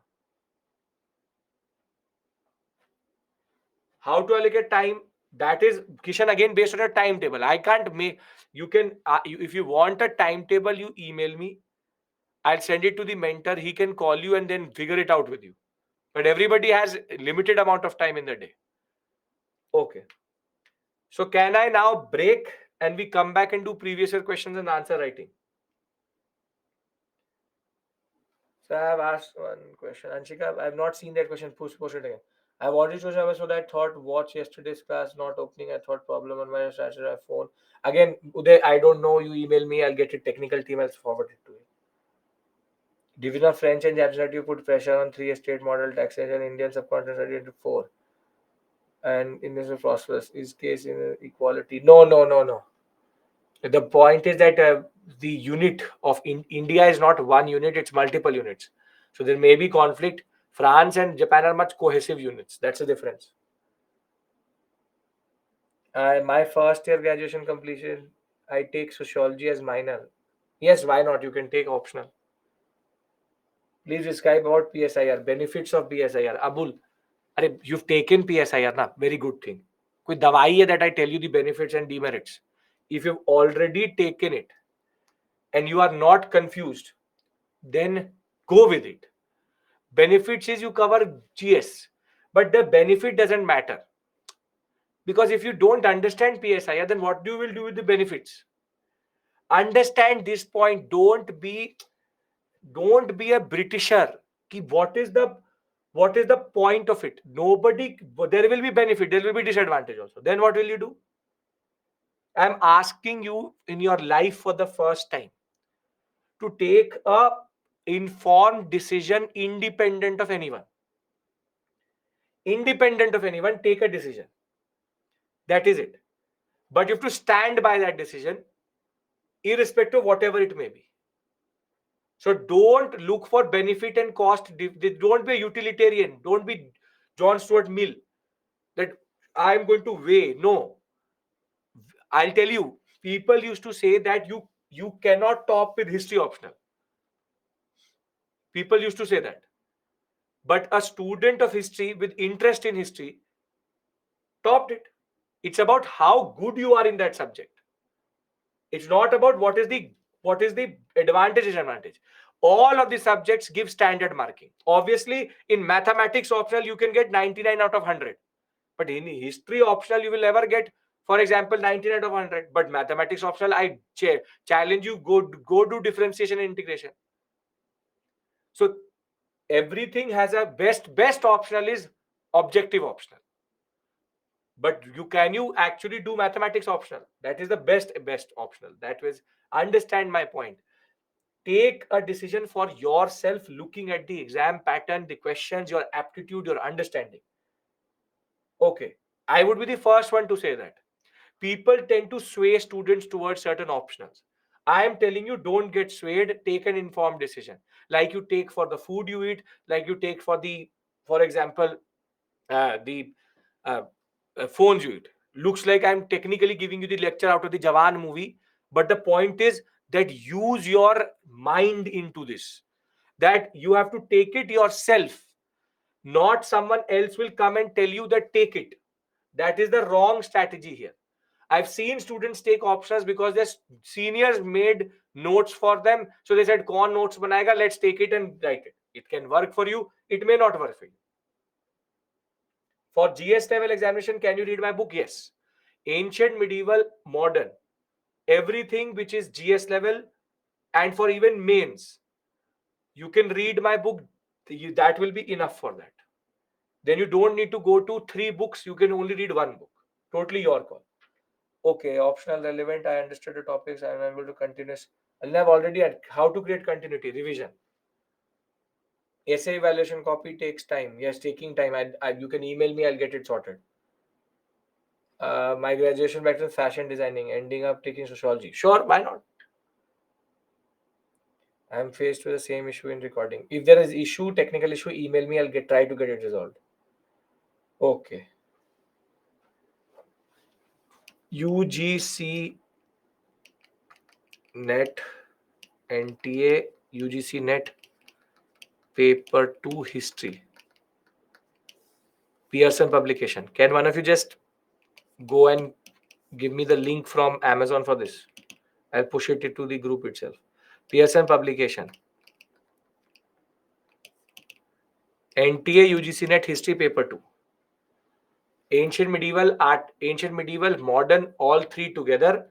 The questions may be not relevant for you or the previous year questions because they're net, but the material, the chapters themselves are very, very important. Amazon, Alina, look for a book, Pearson publication, orange color. It will have my name. Don't buy someone else's book.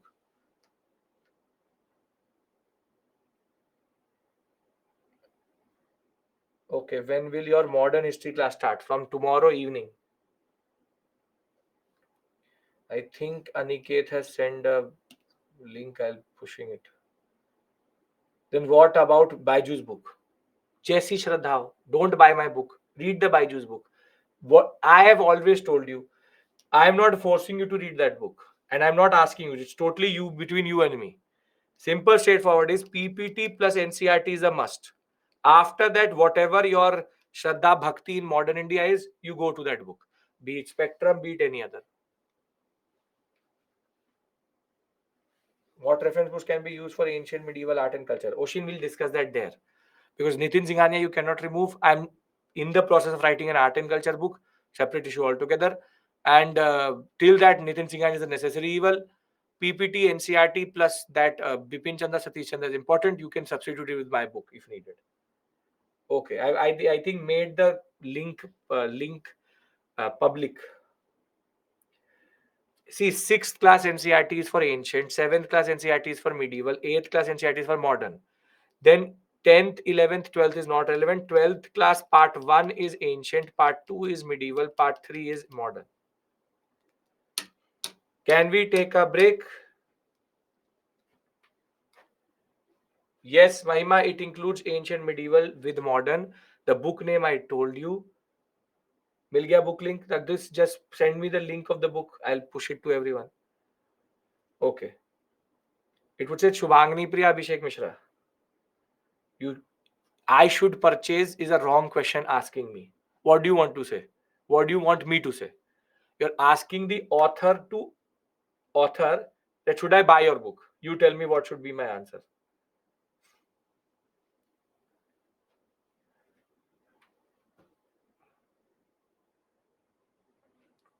Book name Palak UGC net paper 2 history Pearson orange color.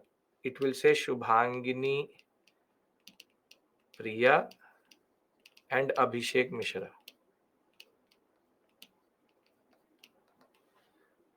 Yes, Priya and Mishra. Yes. Okay. Now, क्या बायजूस वाले कोई study material? Mohan, wrong question to ask me. Now, can I take a break here? Because I want to come back and discuss previous year questions. Are we all clear? The students who send me the doubts and the doubts generally which I've been able to satisfy your doubt, thirst, and hunger. Yes. And I hope the optional discussion has been fruitful for you, because people tend to push you in different directions. I'm trying to tell you, don't get swayed like that. Okay. Ocean, separate issue altogether. You again email me, I'll forward it. There is an issue, I know that. I totally know that. Till that, I'm here to figure it out with you. I know that. I am actually cognizant of that issue. Okay. I'm done with the optional, but my question was, should I start full length tests? Alternative day. इतने question ही नहीं होंगे. Optional 2 to 3, 4 mocks or 2 mocks or 3 mocks a month is good enough. Star class will be till 9:30. Yes, till 9:30. The question, I was doing lecture 9 recorded live classes over 10 minutes, prepare class recording, reload to watch. Okay, you will get mind maps also. You will get the flow charts also. You will get the timelines also. Okay. Previous year questions crucial. We'll take a break here.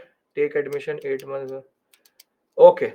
The students who have issues, you can always email me. I'll get it. Try to get it sorted. I know the issue. I am cognizant of it. So I know Oshin. I know Ayush. I know Anshu. I know that. I'll forward it. We'll try to get it resolved. Okay. 7:36 it is. We come back at 7:50. The last 1.5 hours, 1.5 hours, 1 hour 40 minutes. Previous year questions, answer writing, understanding. Okay.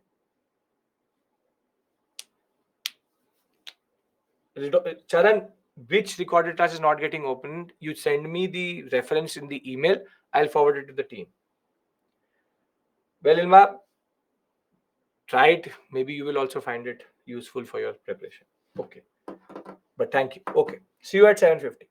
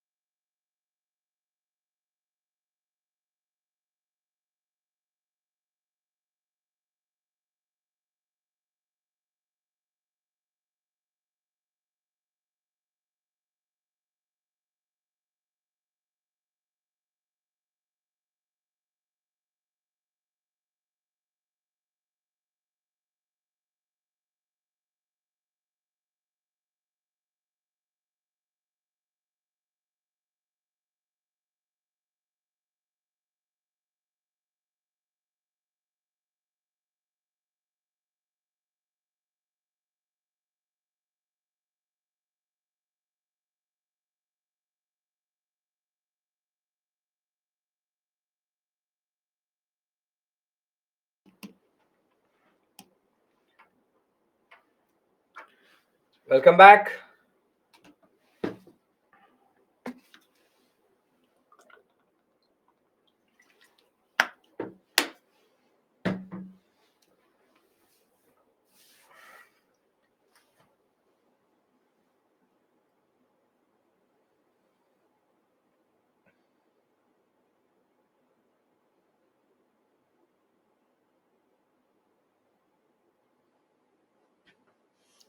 Uh, Mahima, that is not because of the scriptures that we are like that. It's because of the political culture.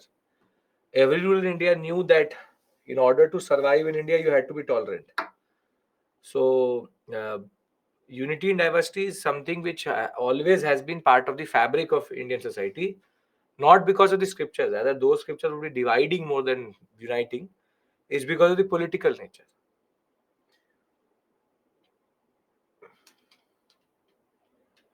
I know there's some error which you are telling me, VTT error which is there. I'll get it sorted. I forwarded it to the team right now only.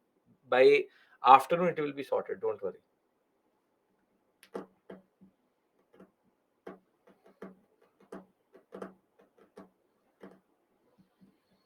PCS in a state, but I demands history and art and culture of a state. Okay. Art and culture, but UPSC we cover boundaries of entire Indian syllabus. The way you teach us history, not only interesting. Okay. When Diwali holidays on Sunday is on Sunday. Can we talk about the previous year questions now? Yes.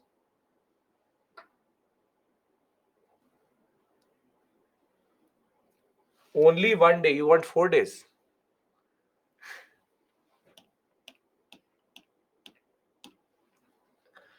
Okay. Now, the first thing which we have to see is what type of questions have come previously. And as I told you previously, you could get 3 to 4 questions, but in the recent past, in the past 2 to 3 years, it has gone from 0 to 1, which is that the questions from world history modulate between 0 to 3 based on the pattern, but more or less we are getting one question out of this area.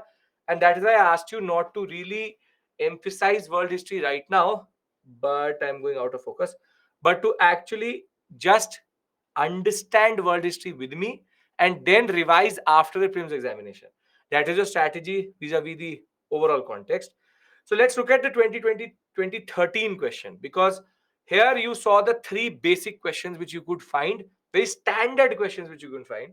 So first is the latecomer advantage question, wherein you have a question which is asking you how is that the experience of other states or other what we call as nation states was different based on the latecomer advantage. So I'll give you the way how you approach these type of questions. For example, latecomer industrial revolution in Japan involved certain factors that were markedly different from what the West had experienced. Now, very simply, this is asking you in the Japanese context, how does the latecomer advantage actually work? So, how is the Japanese experience different? So, you have the introduction and body conclusion. You already know that. I have told you not to write introduction, body, conclusion in the examination. You have to keep this in para form. This is point wise form, and this again in paragraph form. Now, para point para, why I'm telling you? Because what I want from you is clarity. And clarity will come only when you are in point wise when it comes to the body, because then you will not waste words. Thereafter, in the introduction, you have to talk about how the industrialization of Japan was not going forward or was delayed because of the aspect related to the shogunate system. Shoguns, they were not allowing Japan to change conservative order. And thereafter, in the body, we'll talk about the Meiji restoration. Then how, because they were latecomer advantage was there, they did not go for what is the textile revolution. They straight away went for what we call as the heavy industries phase. And then reverse engineering, zaibatsus, students going to the West to learn technical education. You have specific uniquenesses of Japan, which you have to actually talk about. And conclude by arguing that, in a way, yes, the latecomer industrial revolution in Japan had a certain difference to the West, because in the West, it was based on how the enclosure movement did it, or how France and Germany imported everything, or in a way smuggled all technology. So this question, from where do we get flowcharts we're talking about? This question very simply is a certain type of question, and that type is that they want to check if you can apply your knowledge of the industrial revolution. So after going through what we have gone through in the past 35-36 hours, it doesn't seem that this is a difficult question, because we already know the unique experiences. Now you can change the word Japan for France and Germany, and I think you would be capable of writing the answer in that sense. Yes, if I ask you the latecomer experience of Germany, of France, you will be able to write it if this question is modified and asked. Okay, perfect. So this is the way, and you will see every year industrial revolution one question will emerge. Second, Africa was chopped into states artificially created by accident of European competition. Analyze. Now, this basic statement is describing what? What is it describing? Come on, tell me. Yes, very good, Chaitanya. Very good. It's called the scramble for Africa. This is called the scramble for Africa. Exact definition of scramble for Africa is this only, which is African states fighting with each other, rather European states fighting with each other over the African continent. So Africa was chopped into states artificially created by accident of European competition. This is the point I told you, that the Europeans started to fight amongst themselves to get what they wanted to get.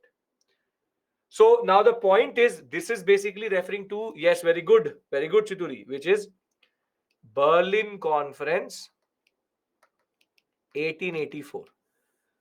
In this type of question, you can talk about in the introduction how Africa was a very resource rich continent with multiple tribes and multiple sultanates. It was the cradle of civilization.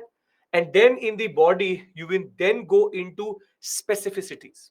And those specificities will be the fact that how there was an inter-imperialistic rivalry. They were fighting amongst themselves. You can talk about the reasons why they were fighting: for slaves, for the concept of resources, and other than that, the fact that it was a very big market and a raw material source. And then say that the boundaries which we see today in Africa were systematically created after 1884, once the Berlin Conference happened under Bismarck's leadership, and the scramble for Africa was concluded by basically artificially dividing Africa into certain portions, which were part of this competition. So in order to disagree, or in order to destroy this competition, they were trying to very simply artificially divide. This is again a question, 150 words. It's a question which needs your application of knowledge. They've given you a statement which basically describes the answer itself. So in a way, if you look at the question, isn't the answer already given in the question?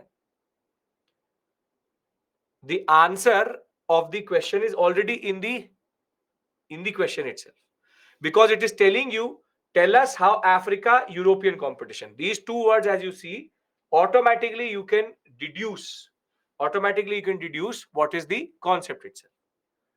So European competition is the key word here. Very good, perfect. Now comes how do we conclude? You conclude by basically telling them the importance, or what is going to happen in the future, which is, you can say that this scramble for Africa was very important. However, it is also the cause for all issues in Africa today. Or you can talk about how Africa will never remain the same after the scramble of Africa and all issues today. You can just talk about the significance or legacy in that sense.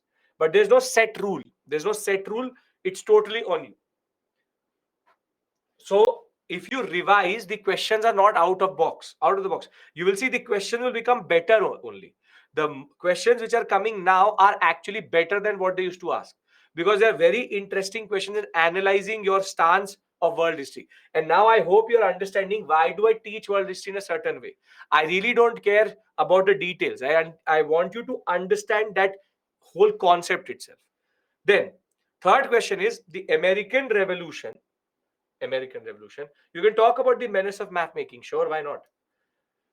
The American Revolution was an economic revolt against mercantilism. Substantiate. Mercantilism is a type of imperialism, and that is merchant based exploitation. Were the Americans exploited through trade? Yes or no? Priyanka has already given the answer. Very good. Yes, they were being taxed, Navigation Act. So you can, in the introduction, say that the viability of America as a colony was because of its connection to the triangular trade. And the Navigation Acts were being used to control trade in America. And therefore, the Americans, throughout their existence as a colony, were always being exploited by the British. Now, is the American Revolution a revolt against mercantilism? Yes. You will say that after the 7 Years' War, the appetite of the British has increased for taxation, and once the taxation reached to direct taxation of everyone, that was a tipping point for the Americans. And then just tell them the acts. That the Stamp Act led to this and that. Basically, connect everything. So, very simply, this is a question on causes. They've played with it, and just the context has changed. Just the 1 second, I'm again for some reason going out of focus. 1 second. I'll get this sorted also. My camera is changing the focus for some reason. Okay. So, paragraph, point, paragraph. No set answer. You can write whatever you want to write. Now, late come industrial revolution in Japan is different West had experience. Yes, obviously, because Japan industrialized the last, and they had already seen what had happened in France, Britain, and in what we call as uh, Germany, and therefore they just took everything which was good, no trial and error. And as it is, their experience was totally different because they had to go through the Meiji Restoration, and they had to go import based, Zaibatsu based, sending their students to the West. So that was, yes, totally different understanding. So 2023 is the benchmark which you see. Thereafter, 2024. This is the most interesting question I've ever seen. UPSC actually give a very good question and checked if the students understand the syllabus well or not. Which is, yes, you can write any answer in history without dates. Why not? And if you don't remember the date, write century. That if you don't remember when did the American Revolution happen, say late 18th century, American Revolution happened. The examiner will not penalize you for not remembering the date. It's not an exam which is school level. They want you to see it. That are you clear with regards to concepts? That's a separate issue altogether. Okay. What were the major political, economic, and social developments in the world which motivated the anti-colonial struggle in India? Now, this question needs a separate slide itself. See, the question is asking you, how is world history connected to modern India? Connected to modern India. Now, very simply, you can talk about. Here you have to choose your different moments because there's too much to write here. So you have to discuss political, economic, and social. First, start with economic because that is the most concise, which is talk about industrial revolution and talk about deindustrialization in India and talk about the concept of what we call as 1 second, yes, we call as the concept of deindustrialization, commercialization of agriculture, drain of wealth. So link the industrial revolution this way. Then talk about social because till social it is manageable. These 2 points have to go.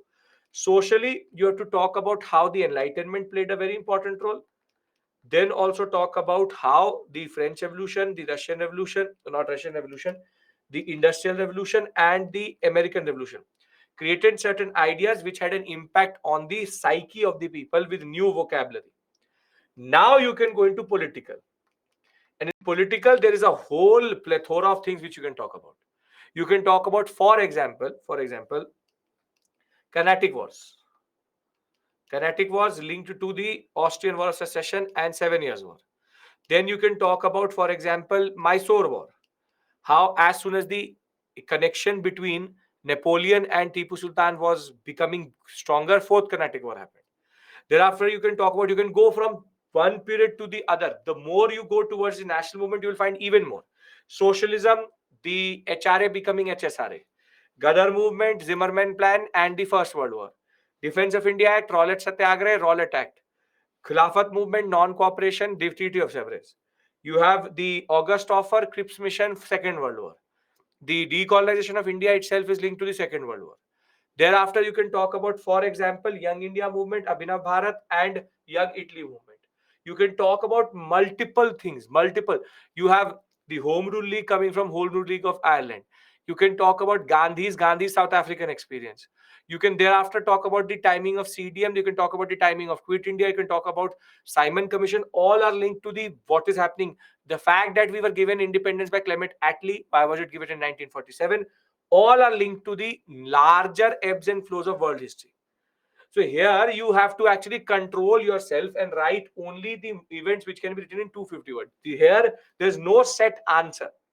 But the students who asked me in the first class, what is the purpose of world history? You see, this type of question tells you what is the purpose of world history, which is our anti-colonial struggle is very intricately linked to world history. Now, for this type of question, structuring is important. That is true.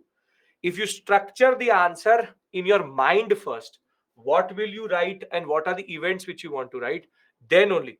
Don't think as you write, because then what will happen is then you will chronologically break. Can't be writing about, for example, Cripps mission and cabinet mission first and then be talking about, for example, Gandhi.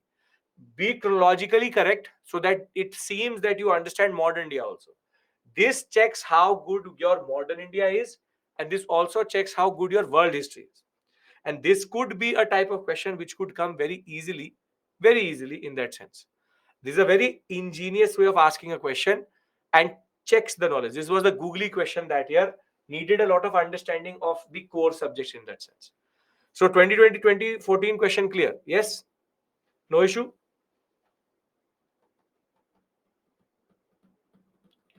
Okay. Now the next question is also very interesting. It says, why did the Industrial Revolution first occur in England? Discuss the quality of life of the people there during industrialization. How does it compare with that in India at present? Now, this is a 2015 question, so this present means 2015. Now, till this point, the paper question is good enough. Why Britain? Everybody knows. And the social impact of Industrial Revolution. I don't think you are not capable of writing this answer. You can tell them why Britain, enclosure movement, agricultural revolution, productivity going up, this, that, good location, and that is fine. And quality of life is inequality, poverty, destitution. Now, why am I saying that the next part of the question is problematic? Because how does it compare with India at present? What type of approach do you take here? Yes, Akshita. What type of approach do you take here? How does it compare with that of India at present?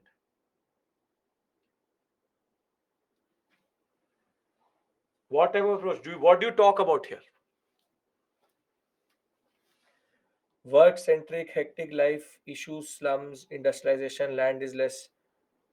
Is asking you social impact, circular migration. Nee, see, how does it compare with that in India at present? The thing which I'm asking you is, obviously they're asking you the social aspect here. How is the quality of life of people in India? And you can't take both extremes, which is that you can't say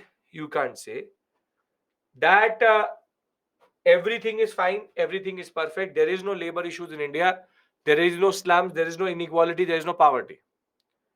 On the other hand, you can't also not take the other story of or the other aspect here, which is that that everything is bad, the government of India is useless, they're not managing everything, too much poverty, too much inequality, we are dying, the world is going to end. You can't write that also. So either extremes you can't take. So you can talk about the fact that because India is also based on an industrializing nation, the quality of life shows similarities, which is that yes, there is poverty, there is slums, there are inequality, there is nuclearization of family, and there are issues which are there in the labor market. But a very important line needs to go in the end. A very important line needs to go in the end, which is, however, the government of India has been working to bring in schemes and different policies which undercut and try to make the quality of life of Indians better. So don't say that the government of India is doing nothing. Try to in a way balance the approach. Balance the approach. Very, very important. Because balancing the approach will tell you or show the examiner that you are not a negative personality, that you hate the government of India. Can't be too optimistic saying that there is no issue itself, and can't be too negative also. So you have to balance it in between. You can. Why would you talk about Claudia Goldin and all? Who is talking about labor? Is the question asking you about labor code? In 2015, this question, where does Claudia Goldin come from? Try to, this is the issue. You all are telling me work ethic, work anxiety. You are talking about issues which are, you are talking about corporate ethics. This question is about corporate ethics. This is not corporate ethics.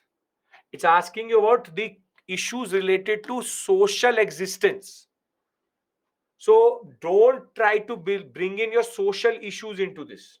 It's a very specific question about the realities of industrialization. Do we get the question 2015? As it is, there are three questions in one question. Only 2 to 3 lines has to go, nothing more, nothing less.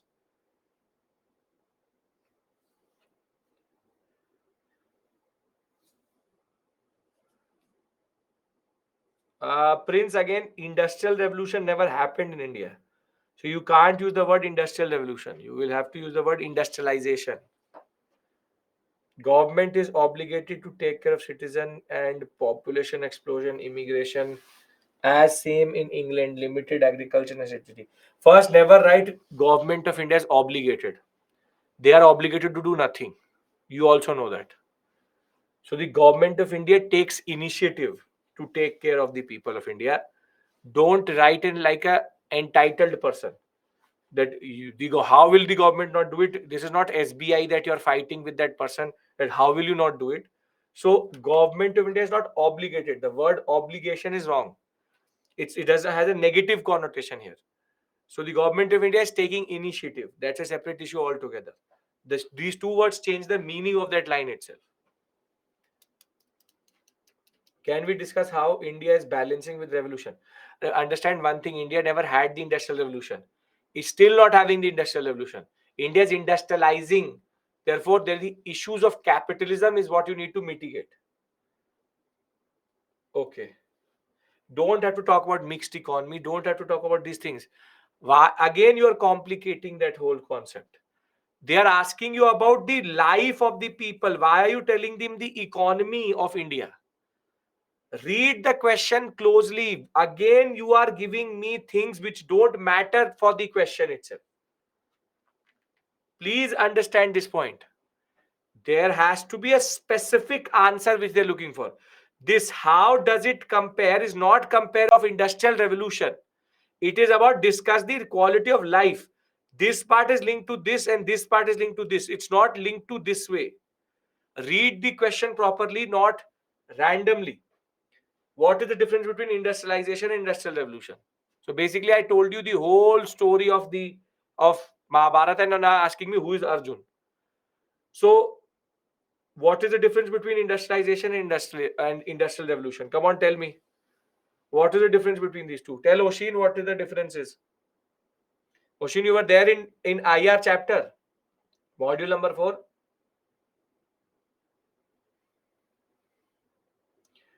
Can we write about nationalism and political awakening? Again, why would you write?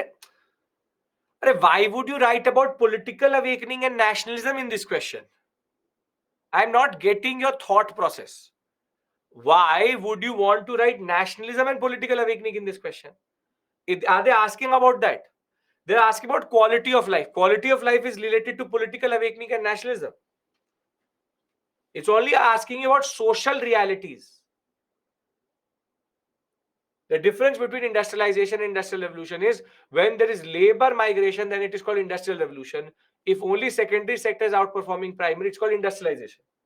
So, Oshin, when you were there in that class, then why do you don't remember this? So, when there is structural transformation, labor movement out of primary into secondary, it's called industrial revolution. When there's only one part, it's called industrialization. This question is the easiest you can ever get in the examination. But what a lot of you are doing is you are giving the third part of the answer literally irrelevant. And this is how you will not get good marks.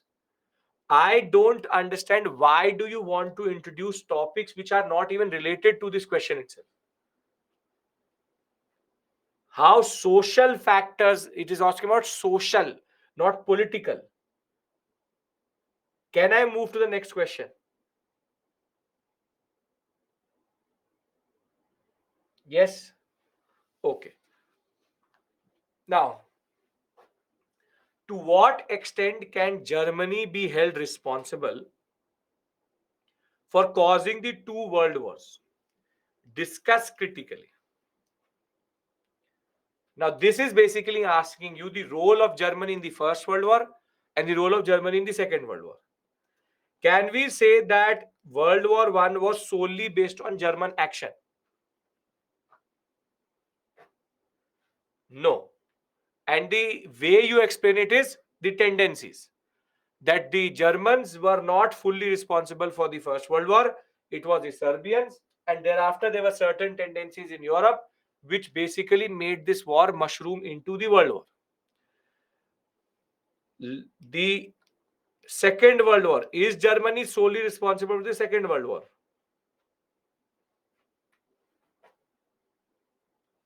Sir, if so many things, if we write answers in positive manner, if not also, about government, then how examiner will give marks?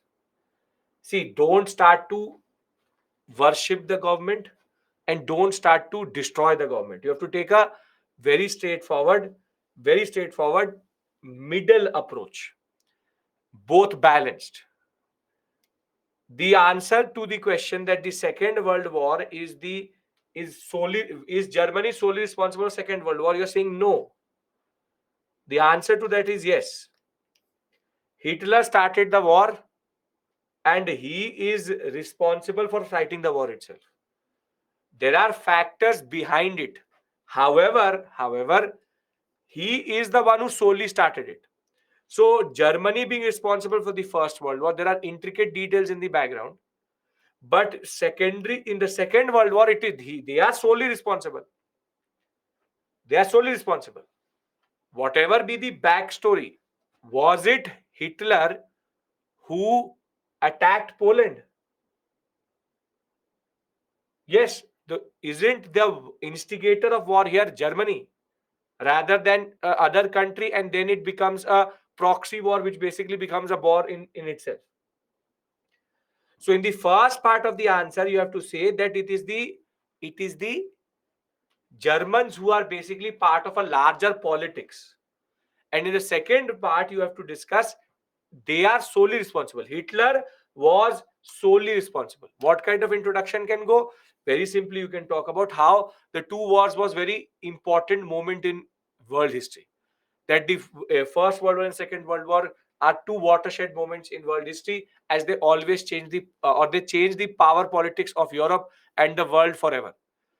So let us try to understand the what we call as causes or the responsibility of Germany in both these wars. Conclusion is going to be just repeating the fact that that the Germans are not fully responsible for the First World War, but fully responsible for the Second World War. For third question, should we start? Third, which is the third? Huh? Should we start from Czechoslovakia, Poland? No, you don't. They are not asked. They don't care if you know about Poland or Czechoslovakia. They don't care. By saying that you have to talk about Poland because Poland triggers the war, not Czechoslovakia. But the point is, it's not asking you, do you know it is Poland or Czechoslovakia? It's about what critical. Discuss critically means you have to talk about both. Critically means positive and negative both. Critically is that you have to discuss the positive, which is Germany being a victim of the politics, and negative, which is Hitler being the Hitler. So I'll discuss these directive words with you. Don't worry. Thereafter, in 2016, we got a question. The anti-colonial struggles in West Africa were led by new elites of Western educated Africans. Now do you get it? Why did I ask you to remember Jomo Kenyatta, Nawame Nkrumah, Azikiwe? Because if you don't remember certain names, you cannot write this type of answer. The answer is very straightforward.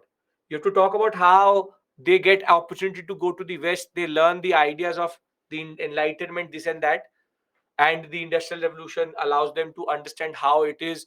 The Western education opens up their mind. They are the ones who come back and then talk about nationalism. India also was a very important part of it. But the problem is that if you don't have the names, you will not be able to write this type of answer. So these type of questions, however, have stopped coming, which is since 2016, we've seen much more interesting questions than actually these type of questions. So this is a purely factual question. But as I said, if you can remember that table, you can actually answer that question easily. Other than that, how does a national movement work? You already know. You know modern India. So you can basically make it was 150 word question. So you can easily make anything. What is more interesting is the two questions which have come like 2017, 2018, we had no question. 2019, it came. 2020 did not came. It again 2021, it came. So it is alternating for the past 4 to 5 years. Now you see, look at this, the 2019 question. Examine how the foundation of the modern world was laid by the American and French Revolution. This is a very interesting question. Somehow the American and the French Revolution, the UPSC remembered it after a very long time, since 2013. Straight away after 6 years, they've asked the question. And it's a very easy question. For you, what is the foundation of the modern world, or what are the foundational values of the modern world? What makes the foundation of the modern world? What are the values which make it? Liberty, democracy, freedom, very good. Constitutional government, justice, equality, very good. Fraternity, very good. Separation of power, very good. Republic, social contract, constitutionalism, representation. Now, as many words as you know, write them down. In the introduction, say that the values which make the modern world are the following, and let us see the origin of these values in the American and French Revolution. Now, talk about the American Revolution. Liberty, freedom, representation, no taxation without representation, the concept of economic nationalism, the fact that you are fighting against a concept of a colonizer, social contract, constitutional government is something which they wanted, First Republic. And second, then you can talk about the French Revolution. French Revolution is the mother of fraternity, the concept of liberty again, the mother of all constitutions, the Declaration of Right of Man and Citizen. And over and above that, you can also talk about how it gave the ideas of Napoleonic codes. It also gave the ideas of administrative changes. It can also talk about French Revolution. You can talk about multiple things.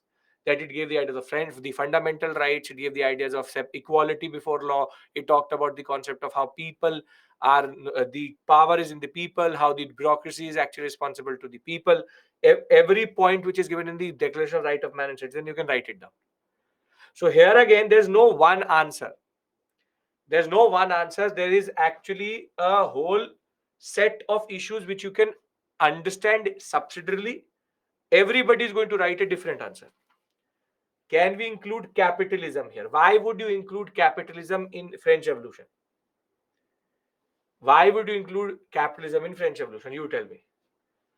Why would you talk about, if you are even trying to put in capitalism as a value, does does capitalism does capitalism emerge in American and French Revolution? Then why are you writing an answer which is self-contradictory? Again, not even Russian Revolution. A Russian Revolution happens in 1917. These are 1776, 1789. Firstly, never break chronology. Don't randomly push things. And second is, when you are talking about an answer writing concept, why are you writing a value which came into existence later and then cannot be justified by American and French Revolution? This is called strategic writing. If you will say that the values of the new world, of the modern world, is industrial revolution, AI, machine learning, along with that geopolitics, China, then how can you say that it came in the American and French Revolution? Industrial revolution hasn't even happened properly. So this is how you write a self-contradictory answer. You are saying that the values of modern India is capitalism, modern world is capitalism. But then how can you justify that American and French Revolution are the ones which laid the foundation for the capitalism or capitalism itself? You tell me. This is what the impulse you have to stop. Stop showing off in the examination. Because what you're trying to do is you're actually trying to show off. That, see, I know capitalism also. I know Russian Revolution also. I know socialism also. I know this and that also. But is it really answering the question? This is what you do in international relations also. They talk about Pakistan, you will tell them about China also. They talk about US, they will bring in China and the Pakistan also. They're talking about Quad, and you will start to talk about BIMSTEC, and you will start to talk about, for example, the One Belt, One Road initiative. Don't try to mix it. Tagdish, that is paper two for net. That is the way that whole. Don't worry about that. The point is that you do not need to write answers which already are trap for you. This is why it takes you 1 hour to write an answer, because you go in a certain direction and then you realize, oh, I can't answer the question only. It is the significance. It is the question is on significance. But please understand this point. It's not just about significance. It's about the fact that how it is complicated. Answer the question, not the topic. Getting my point? Herein lies the art of answer writing. The art of answer writing is being specific to the question. I'll give you a very simple example for this. I'll give you a very simple example. I give you a question. I give you a question which says the American and the French Revolution, though very significant, are failures in their own right. Or we talk about the French Revolution itself. That the French Revolution is a significant event, however, fail in its own self. And I give you one more question. SME American Revolution is 1776 to 83. The second would be, that is the War of Independence. 83 they get independence. The second asked question would be that though the French Revolution was a failure, it is a significant event. Now these two questions sound the same, but have a totally different emphasis. The first question says that the French Revolution is significant, but it is a failure. And the second question says, though a failure, the French Revolution is significant. I've just changed the order of the words. Which is a question which is negative in connotation? This one or this one? First or second?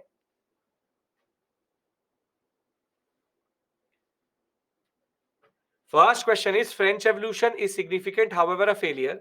Second one is though a failure, French Revolution is significant. The negative connotation one is the first one. The second one is the positive connotation one. And if you will write the same answer for both, you are basically not writing either.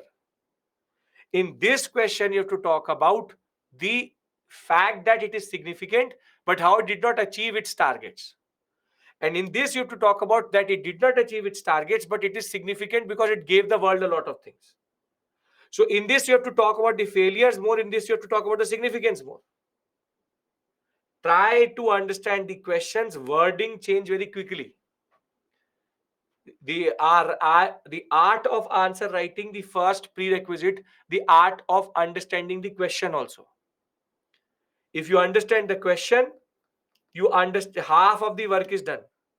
Most of you don't read the question properly. You are like, Acha, it's written American Revolution. I know the American Revolution. Let me write about the American Revolution. Don't do that. This is not college. This is not school. Can we move to 2021 question?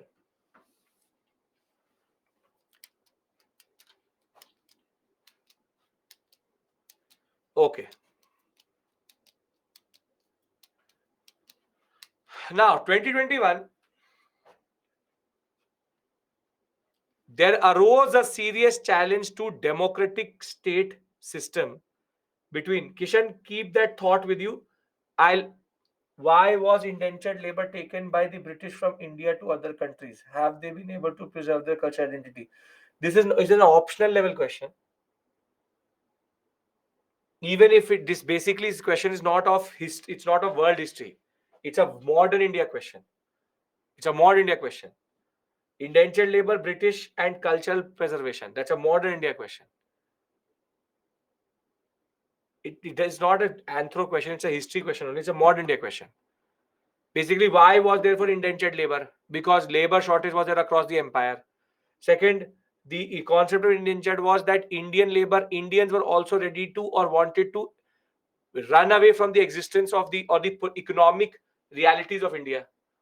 And there were someone were duped, someone were also what we call as in a way preserved their identity. Now, how do you talk about preservation of cultural identity?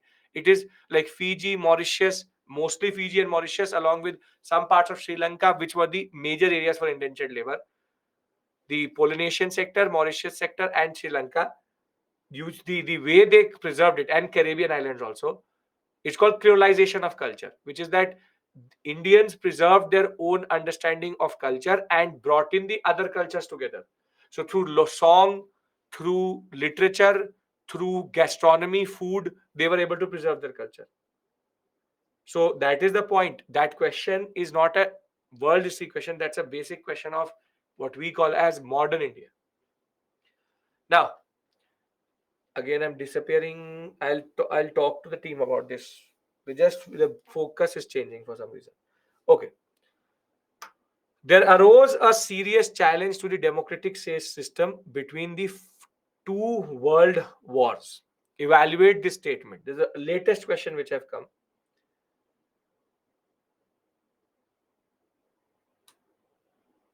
Okay, interwar period. I'll give you an opportunity to ask questions. First, let's finish the what we call as previous year. How does a serious challenge emerge to democratic state system between the two wars? Very easy, very easy. Not This is not the question of Russian Revolution. Between the two wars, which is 1919 to 1939, first serious challenge to democratic systems came from fragile democracies itself. That ethnically diverse countries were made into democracies, and they were also given, in certain cases, proportional representation. You can talk about how Germany and Italy both had proportional representation, and basically the democratic systems were threatened by democracy itself because of the choices which they made. Then you can talk about, for example, second, how the Great Depression created the context in which socialism became big, and that allowed fascism to rise. So the biggest challenge which came to democratic systems was fascism. And basically, to talk about how fascists use the revenge strategy of the people and then break democracy from within. And you can easily say, for example, that both Hitler and Mussolini were elected, and then thereafter they broke democracy from within. So very simply, this question is asking you about the concept of democratic state system, the concept of how it was challenged. And the challenge is basically coming from the fascism, from Great Depression, from the Treaty of Versailles itself. So here again, you have no set answer to write. But what this checks for you is that you understand the concept of how Hitler and Mussolini are fascists. It's a question on fascism basically. And that is why I told you that democracy is always fragile. Democracy always needs protection. And that protection came from or was coming from the fact that the citizenry has to take a call. We protect democracy. The people of India protect democracy. The people of Italy and Germany were not able to protect democracy. Both democratic, both proportional representation became dictatorships because of the Treaty of Versailles, because of the Great Depression, because of the situation, because of the for fragile democracies. So democracy was generally threatened because of Treaty of Versailles and its arrangement and fascism. So this is again a very ingenious question. It is about wider connotation. Are you able to understand this point? That why did I say that course doesn't matter? None of the questions I've asked you tell us how Brinny did this. Tell us how Robespierre did that. They are not asking questions which are basically based on event-based analysis. They're talking about the event itself. If you can talk about Czechoslovakia, you can talk about Yugoslavia, you can talk about how Poland was threatened, you can talk about Austria, Hungary. Totally your call, Priyanka. Understand this point. These are called open-ended questions. These are called thinking questions. This is truly checking how good you are in understanding what we today call as the concept of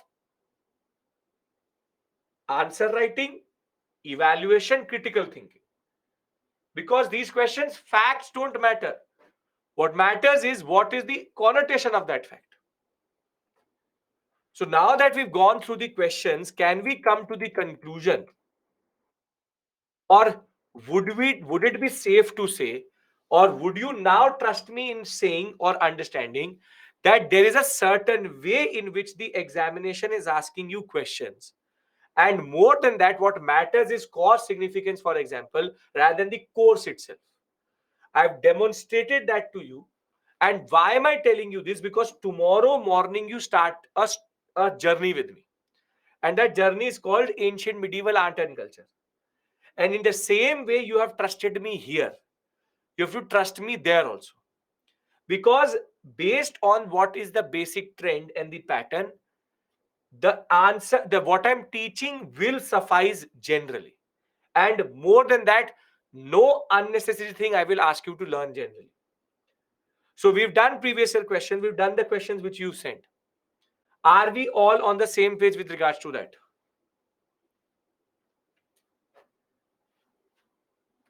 Okay. Now what I'm going to do right now, is I'm going to give you again a small breather. But what I want from you is in this 10 minutes, gather your thoughts. I've discussed a lot of things. I give you one last time again to ask me doubts in the chat section. Once that is done, we'll come back. I'll discuss those chat questions and I will discuss answer writing and the directive words. Clear? I'm giving you these 10 minutes because you will not get a chance to ask me again with regards to world history again. So you please assess. Last time I'm giving you a chance to ask me something which you want to ask. Rather than you listening to me and trying to think also, gather your thoughts, think about it. If you really want to ask me something, ask me. Then I will go into answer writing. I will give another 15 minutes to answering your questions. And then I will be happy to talk about answer writing, specifically directive words. Clear, everyone? How Russia became superpower. Russia was never a superpower. Russia was a big country. USSR was very big and very powerful because of Stalin's way of developing it. Right? Okay. So it is 41. It's 8:41. 8:50. Last 40 minutes. First 15 minutes, your questions. And thereafter, I will do answer writing concept. Everybody, anybody, please. These 9 minutes very critical for you. Don't get a chance to ask me maybe only after 5 to 6 months later. So think about it. Ask me something which you want to ask generally. 9 minutes I'm giving you. Okay?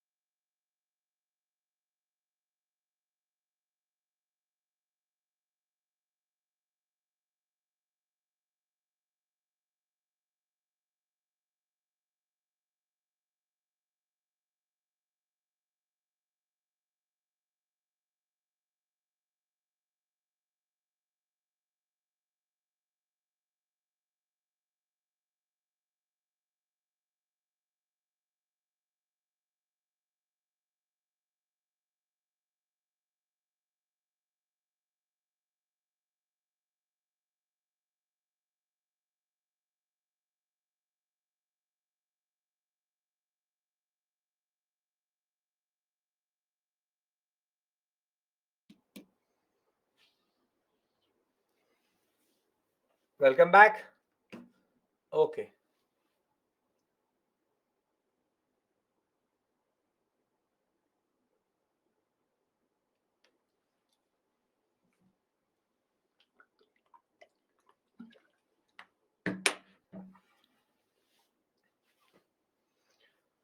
I'll go up.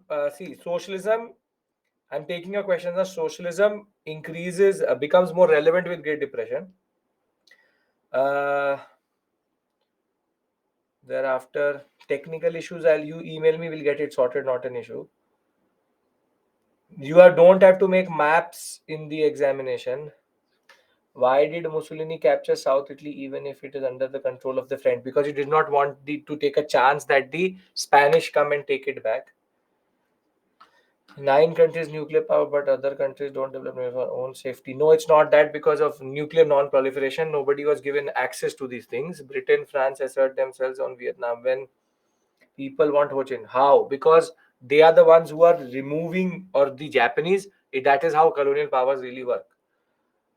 Elements to keep in answer: political, social, economic. Doesn't matter, Deepika. It's about the question what they're asking. What is the purpose of that question? What is the need of that question in that sense? Okay. In Marshall Plan was give money given as loan, not donation, loan. How to stay motivated? I'll discuss that. World War effect all over the world, but more economic problems faced. Who told you?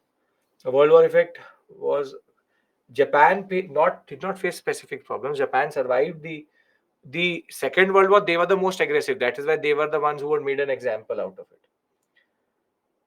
Fascism is basically ultranationalism, anti-socialist, the concept of using propaganda, cult of a leader, and trying to project power in that sense. And we'll talk about unpredictability. See, UPSC is unpredictable. Everybody knows what. How do you decide? See, 25% of the paper will always be unpredictable, but 75% is not is predictable. Concentrate on this, because what students do is called paper chasing. They chase the paper. So if there's a new thing which has come in the examination, they will chase it.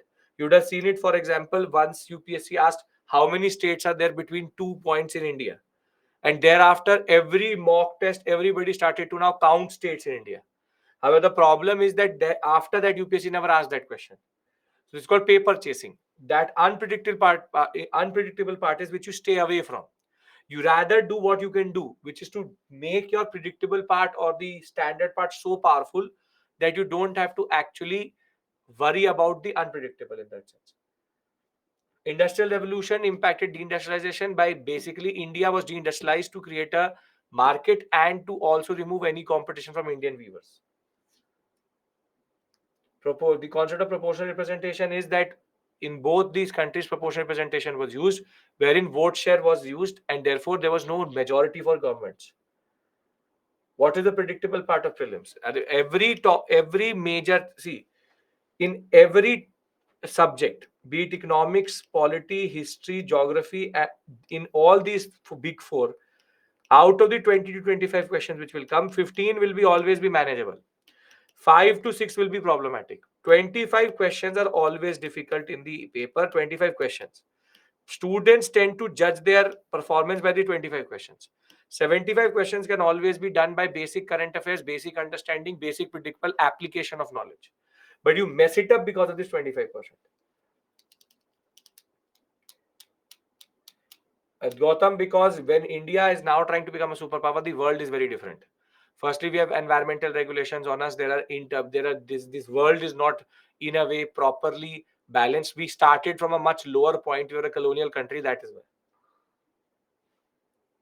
Can you give? Don't ask me to summarize whole modules. That is not the question I'm asking you to ask me from. Proportional representation is in democracy. There's two systems. First past the post system. Get more than the next candidate and you become the winner. For proportional representation is you get it as per vote share. Without military, there is no country. Who said that? There is no defense of a country, but sure, why not? You can have a nation state without a military. Why Japanese ruling power in hands of military? Because that is the way they industrialized. So therefore, the military became powerful. They captured power. How many revisions are required for 2024? That is totally on you. 3 may be enough, 4 may be enough. 3 may be enough, 4 may be enough. It's just that how comfortable you are. Mocks need to start by February. Tushar, write your doubt. There is a lot of volume of questions which are coming to me. I cannot see it. So just write your October Revolution, October Manifesto. One happened in 1905, one happened in 1917. October Manifesto was the drama of Nicholas II. October Revolution is Bolshevik capturing power. Very different to each other. What we follow for, yes, president's election, proportional representation. When we will, prelims test series will start, I think by February we start. Totalitarianism, neo-fascism, all fascists are totalitarian. Totalitarian means control of full society, total control. Kishan, if Princess Siri Sarmat sir says starts third week of December, then that is correct. I'm predicting it. If it is starting in December, he's the authority on that. Is there any other source from where I can practice mocks? The PTS is going to be enough for you. Marker words. Okay. Now let's do one thing. Now, can you suggest how to fill the gaps? Deepika, that is how you have to revise. The more you will revise, the gaps will be filled. Revision, revision, revision. Learn once and revise multiple times, and you will never ever forget. 2 to 3 revisions are needed. Now, before we get caught up in these questions, let me discuss the marker words. See, one thing is very, very clear that answer writing is a skill. Answer writing needs practice. And for practice, you have to go through multiple, it's a way of learning something. First, you will take 1 hour, then you will take 1.5, then you will take 45, then 30, then 15. The three things which you have to remember in answer writing very clearly is, firstly, be very legible. Don't have an handwriting where you're basically writing for yourself, that you understand what you're writing, but the examiner doesn't. Legibility and handwriting is a very important thing. People can say anything, but aesthetics matters. Some students, when they start to write, they write very well. By the time when they're under time pressure, they start to write anything. Don't do that. Don't do that, because that is counterproductive. Second, the second most important thing is grammar is important. The examiner will not link A and D, and don't start to leave conjunctions. That you start to write Gandhi went South Africa, came back. Don't write like that. Write full sentences. Please have to be grammatically correct. Third, do not have spelling mistakes. I have seen multiple spelling mistakes whilst in university level. I've seen it here also. Chori chora becomes chori chori, and jinnah becomes jinnah, and you can multiple spellings. I've seen students writing wrong spellings of Gandhi. So don't do that. If examiner could not treat, the examiner doesn't care about the spellings. But if you start to write like this, jinnah or jinnah. I've seen you, if you are going to do spelling mistakes, that shows a level of immaturity, that you are basically don't care if you're writing right or not. So Hitler is Hitler, write Hitler only. Know the spellings of basic things at least. America spelling is wrong. France, you are writing, for example, it's Louis, Louis, but you will say there's one spelling like this also. You have to be a little bit careful about that. Don't know the spelling, don't write the name. Please, don't do these three cardinal mistakes. Grammar is incorrect. Thereafter, the spelling is incorrect. And thereafter, one more thing is incorrect, which is that basically you have written it in such a way that you only understand what is written. Do not waste time in changing pens, and nobody cares about your pens. Don't use pen and pencil together. Try to underline with only one pen. I don't care which brand of pen you use, There are certain people who even tell you which brand of pen to use. Pilot V5 best pen. I hated that pen. That is the most useless pen you can take. As soon as you apply pressure on the nib, it will start to basically bend. I don't care if you use Pilot or you use whatever it is. It should be a pen which makes you comfortable. It should not be that you are writing and your hand is going forward and the other end is that you're resisting against your pen itself. So be it 10 rupees, be it 50 rupees, be it 2 rupees pen, doesn't matter. Don't take a pen in which the refill has changes very quickly. I've seen people trying to save money on UPSC pen only. They'll take that 2 rupees pen.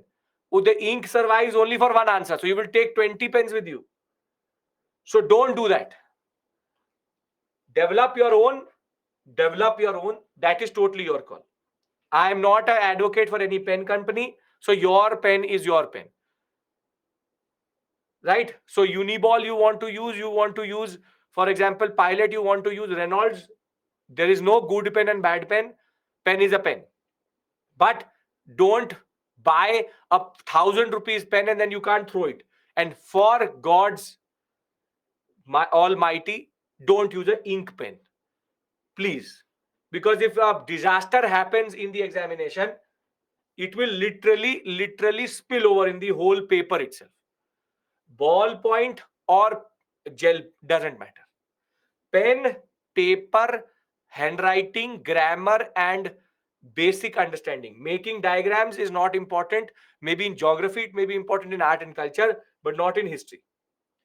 So if you are trying to change pens, what will happen is you will basically mess it up. Use one color pen, that is more than enough. Black pen, blue pen are the two. Don't be too funky in using green and other type of red color. No. No experimentation. SAR experimentation is not to be done in the mains examination. And start to develop and try to find your pen right now, because you have to write a lot. Writing is the biggest thing there. When I used to be in the university, we used to write within 3 hours 40 pages. 40 pages. 20 sheets. So the students who are from humanities background, BA honors, BA political science, they would know. 40 pages we used to write in 3 hours. So for me, writing is not an issue, because over the 3 years, my writing speed was quick.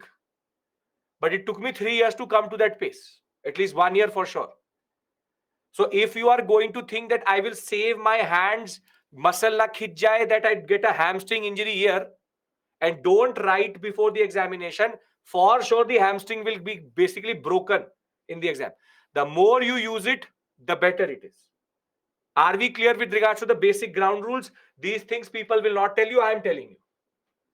These are very basic standard things which you need to know. Very basic things. Okay. How to upgrade writing speed? Hand hurts like hell if I write one answer. Write more. When you run, your legs hurt. But if you'll run every day, you will become an athlete.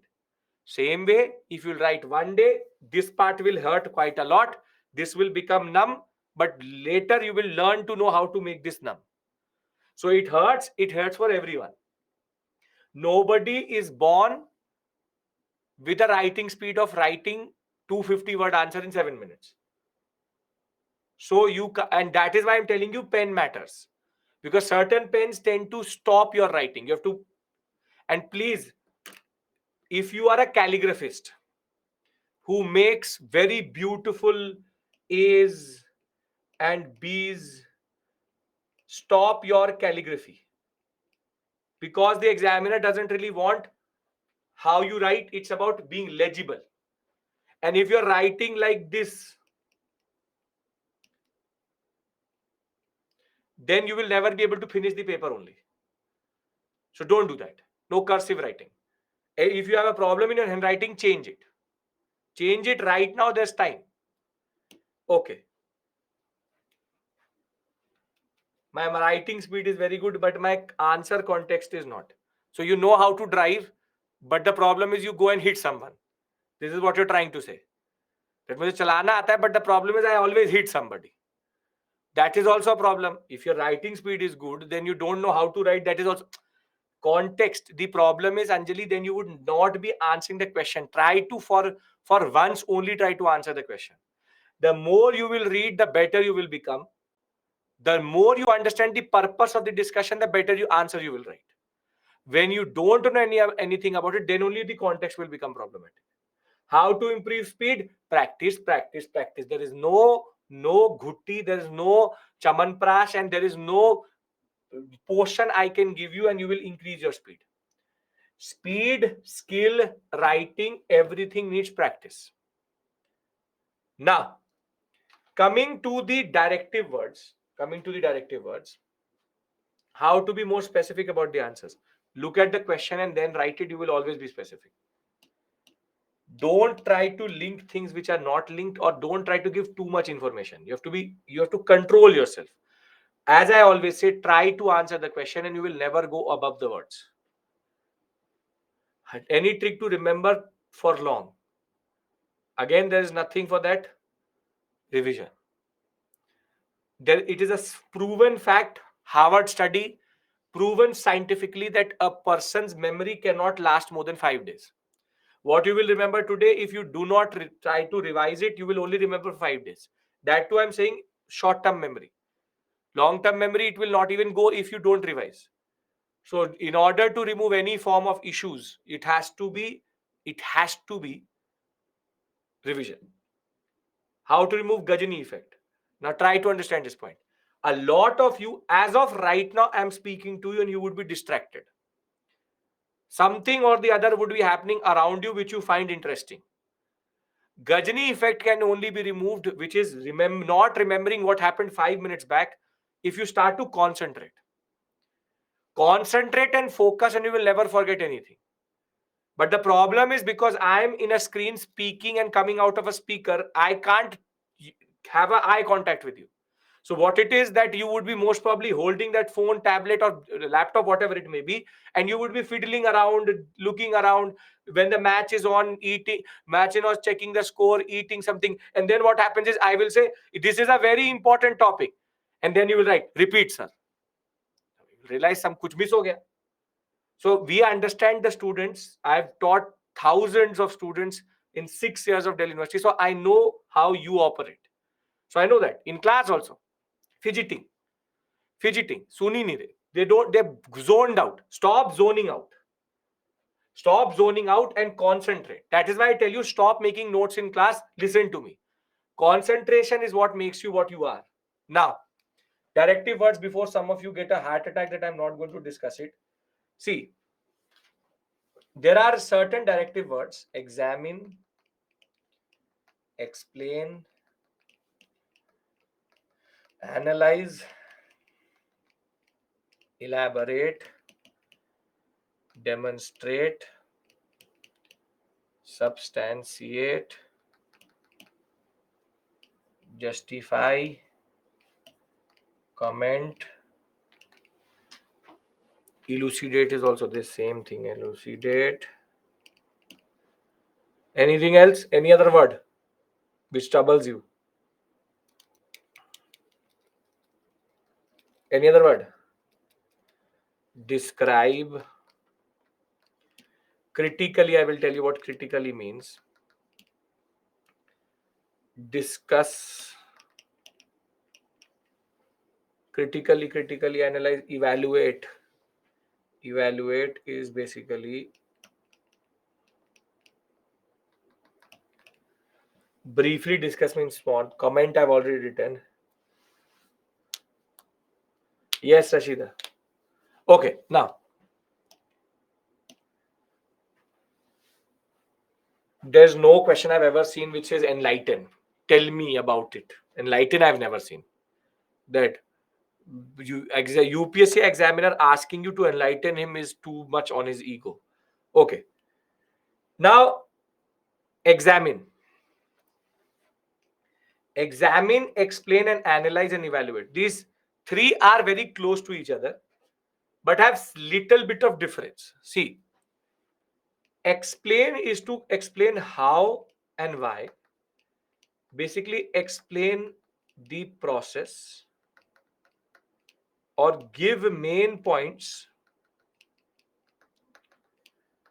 which describe how and why. Examine is a word which is used for it wants larger perspective and overall impact or significance. Examine the implications of Doklam issue on India and China. So it's about understanding the larger issue. It's about the larger issue. Analyze is give points which evaluate the situation, the concept in its entirety. Meaning that here you have to analyze on a certain aspect. How is that aspect linked to that other aspect? Analyze how India and Pakistan can, rather, we'll say the non-presence of Pakistan in the IORA, Indian Ocean Rim Organization, is fruitful for India. Analyze. So now you have to link the fact that how Pakistan's presence is good for India, and therefore you have to analyze these two aspects. You have to evaluate these two aspects.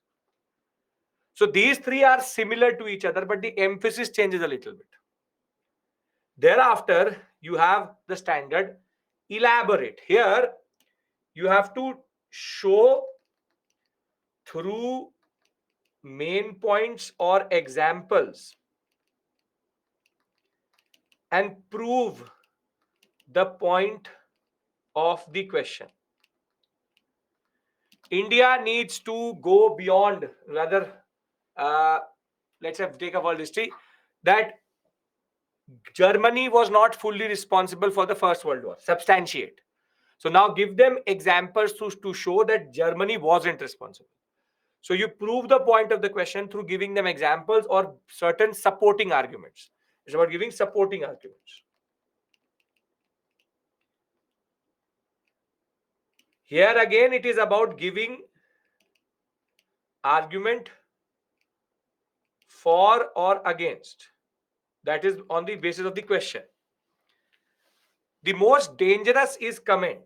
Comment is your take on the issue after analyzing. What do you think? Do you think? This question, do you think and comment are the same thing. Do you agree? Or do you think? Now, in this question, the problem is that what you think may be dangerous. So your real self, if it comes in the examination, it could be good or bad both. So that is why middle path is important. So comment may don't think that the UPS is asking you to solve that issue. Look at the tone of that question and comment accordingly. If it's a positive, comment saying that yes, and if it says negative, no. Don't try to become emotional here. Bhavuk nahi ho jana that you start to give everything.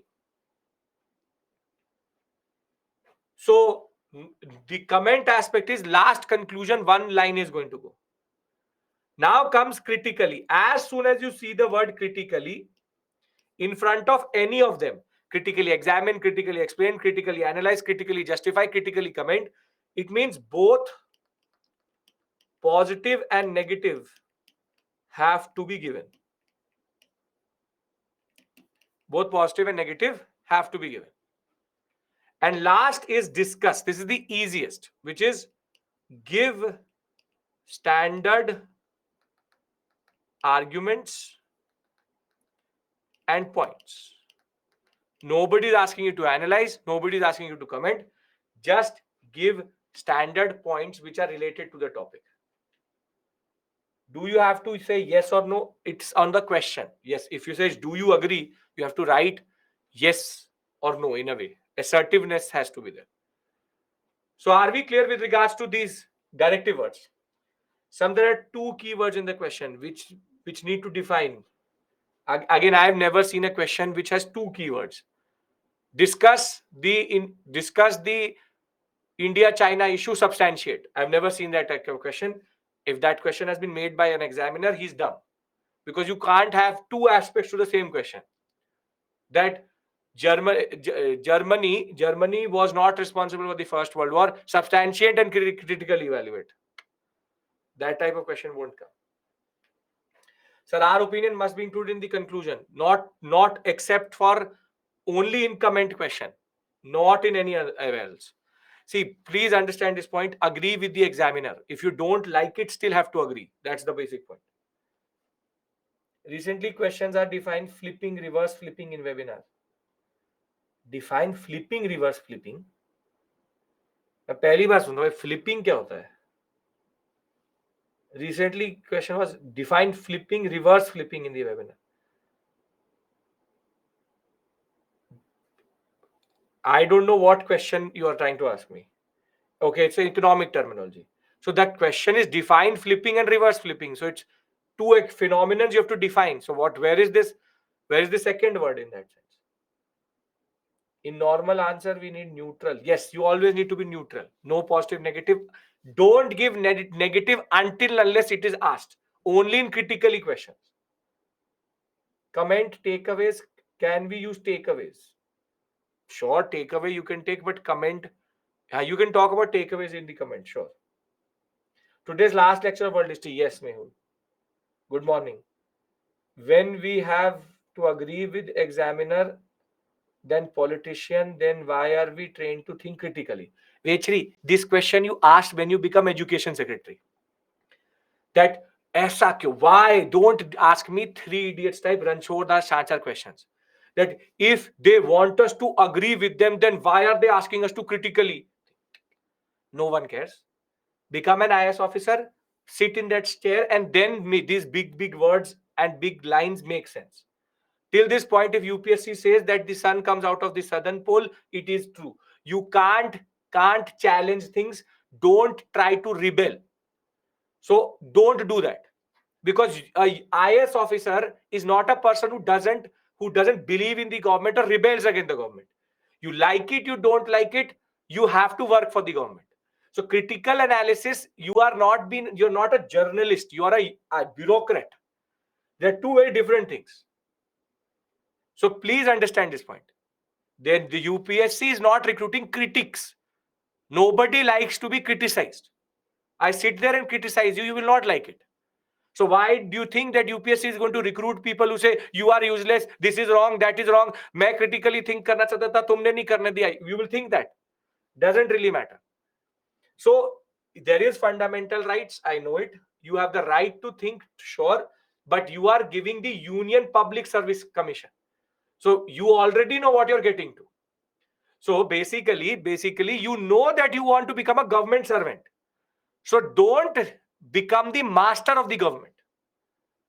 This may seem to be very pessimistic view, but this is the pragmatic view. Because what happens in the process of basically preparing for UPSC, students start to become constitutional specialists. Never use politician names in the examination. Even if you have to use the name of the Prime Minister, write Prime Minister. Never, ever be politically oriented in the examination. That is also not good. Who is getting the paper, you don't know. Will there these type questions discussion after all GS related? Yes, Jandu, we discuss it. We have mains answer writing. You every month you have one mains answer writing webinar. If you don't know it, yes, it is done. If you know it, good. Sir, can we write way forward in 10 marks question? Yes, why not? Every conclusion is way forward. Never use politician names. Maximum you can use the name of our Prime Minister. Other than that, I would not ever recommend you writing names of politicians. So how the answer sentence based question which do not have keyword? How the every question, be it quote question, it will always have a keyword in the end, or it will have it somewhere. Try to decode it. It will be discuss or something, and then keyword is always there. You have to know it. You didn't know it, Chandu? Every last Thursday of the month, you have an answer writing webinar. Tuesday, Thursday, Tuesday, Thursday. Last Thursday is always answer writing. Illustrate, outline. Illustrate is the same as elaborate. Outline is the same as discuss. Summarize is summarize, which is basically discuss again. Give an account of is again discuss. Anjali, these are words which are just synonyms to each other. In essay writing, I have an issue. I'm writing long sentences. That's not a bad thing. Essay writing, 1200 words you need. So if people are saying long sentences are bad, but it can't be that you are writing a sentence which is 20 lines long. 2 to 3 lines is good. That shows your understanding.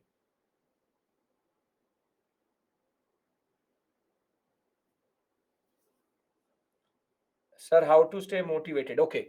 Kiru, you've been asking me this question. So now I understand it is very critical for you. Low days is very hard to push and overcome. Now understand this point. See, nobody said it was going to be easy. Nobody said it is a laddu that you will eat it and you will become an IS officer. It is difficult. I'm not saying that it is not difficult. The day you will realize that you're a human, you will be stop being harsh on yourself. Second thing is, any day when you don't like feeling okay, you don't study. But don't break your study. One day you only want to watch something, watch something. But next day you should be back with 100% commitment. It should not be that you are for ab har din padhne ka man nahi karta, that's a problem. Then that is a problem. This examination wants consistency, wants discipline, and wants interest. So how to remain motivated? Remember, when you started, you knew that you could clear this examination. Everybody would have certain types of pressures on them. Don't look at the pressures, use them as motivation. The point is that obviously everybody is under pressure. Obviously you will not be able to remember. Obviously there will be days in which you will think, what am I doing? But that day you sure take a break, but after that break you have to be back. Maybe meditation helps. Maybe people are too impatient to do meditation. I'm not that person who will say meditation solves everything. I'm just saying, you watch a movie, you will listen to music. Resting for in the day 1 hour is also not a crime. I told you about industrial time. That is why I tell you that don't be too harsh on yourself. A student who has realistic targets, will never be demotivated. If you will think, I will study, ye karenge kya? They will make up timetable. 12 hours I will study, sleep for 4 hours, and then again I will study for 6 hours, whatever it may be. So they will make such a type of timetable that is not possible. That is not possible. So make a timetable which is realistic, and make targets which are realistic. I will finish art and culture. Nitin Singhania, I will start today, tomorrow I will finish. No, Nitin Singhania himself can't do that within 2 days. What the problem is procrastination. You think I can cover this much in a certain period of time? No, make a certain target which you think can be covered.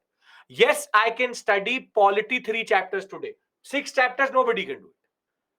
I will do whole ancient in 1 day. That I can't do. How will you do? So realistic targets and time management is what is the name of the game. That is called stress management. No, 4 hours is not enough for sleep. First things first. Don't inculcate this bad thing in you, which is, see, before the examination, 1 month, 2 month sleeping 4 hours is okay. But if you will do this for a year, you will become a zombie in the examination. You will go blank. 6 hours at least you need to sleep. 6 to 8 hours circadian cycle, literally scientifically be proven. Everything in your short-term memory goes into a long-term memory when you sleep.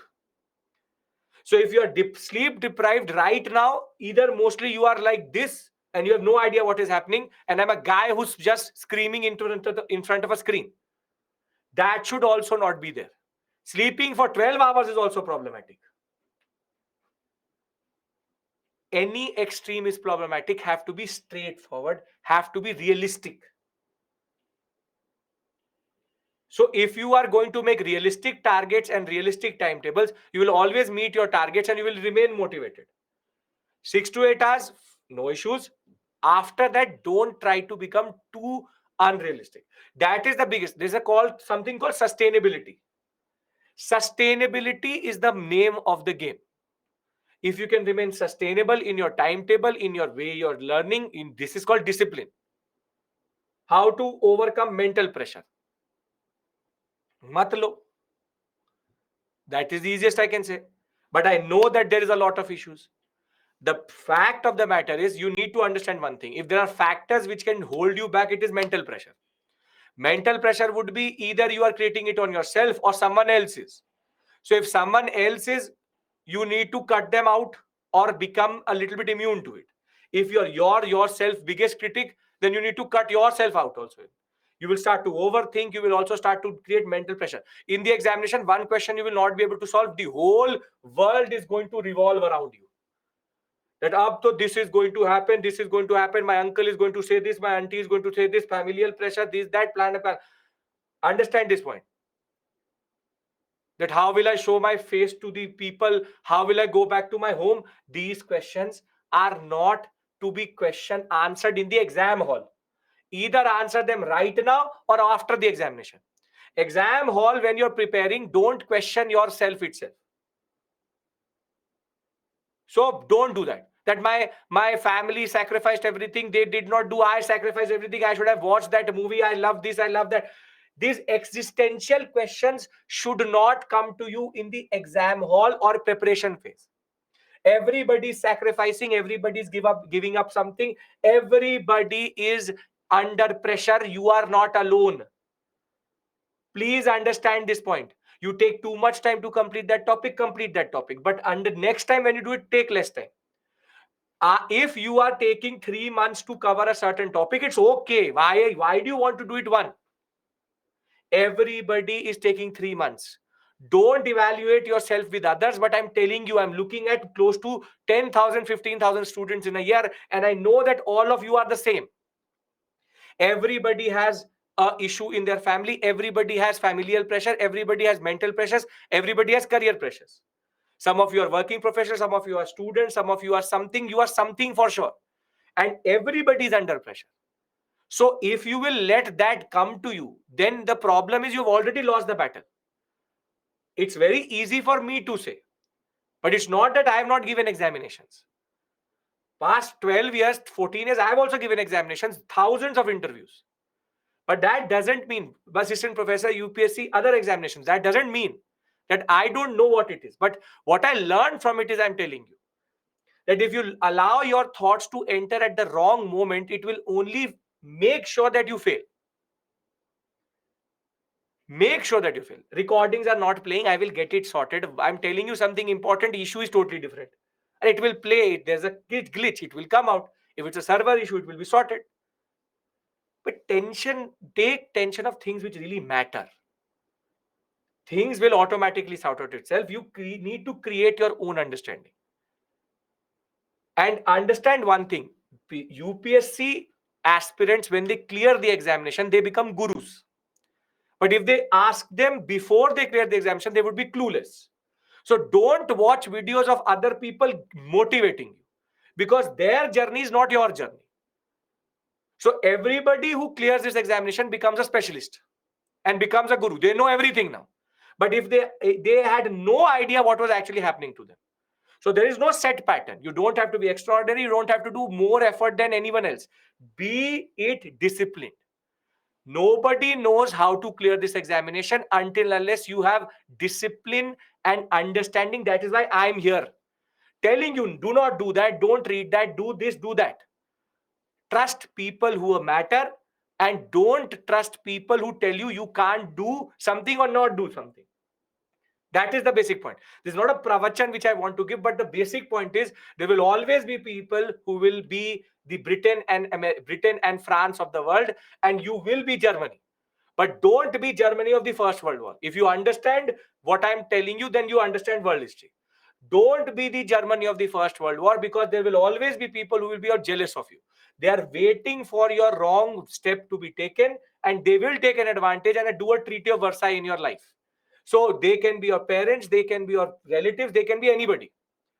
You have to make sure that you are immune to these things.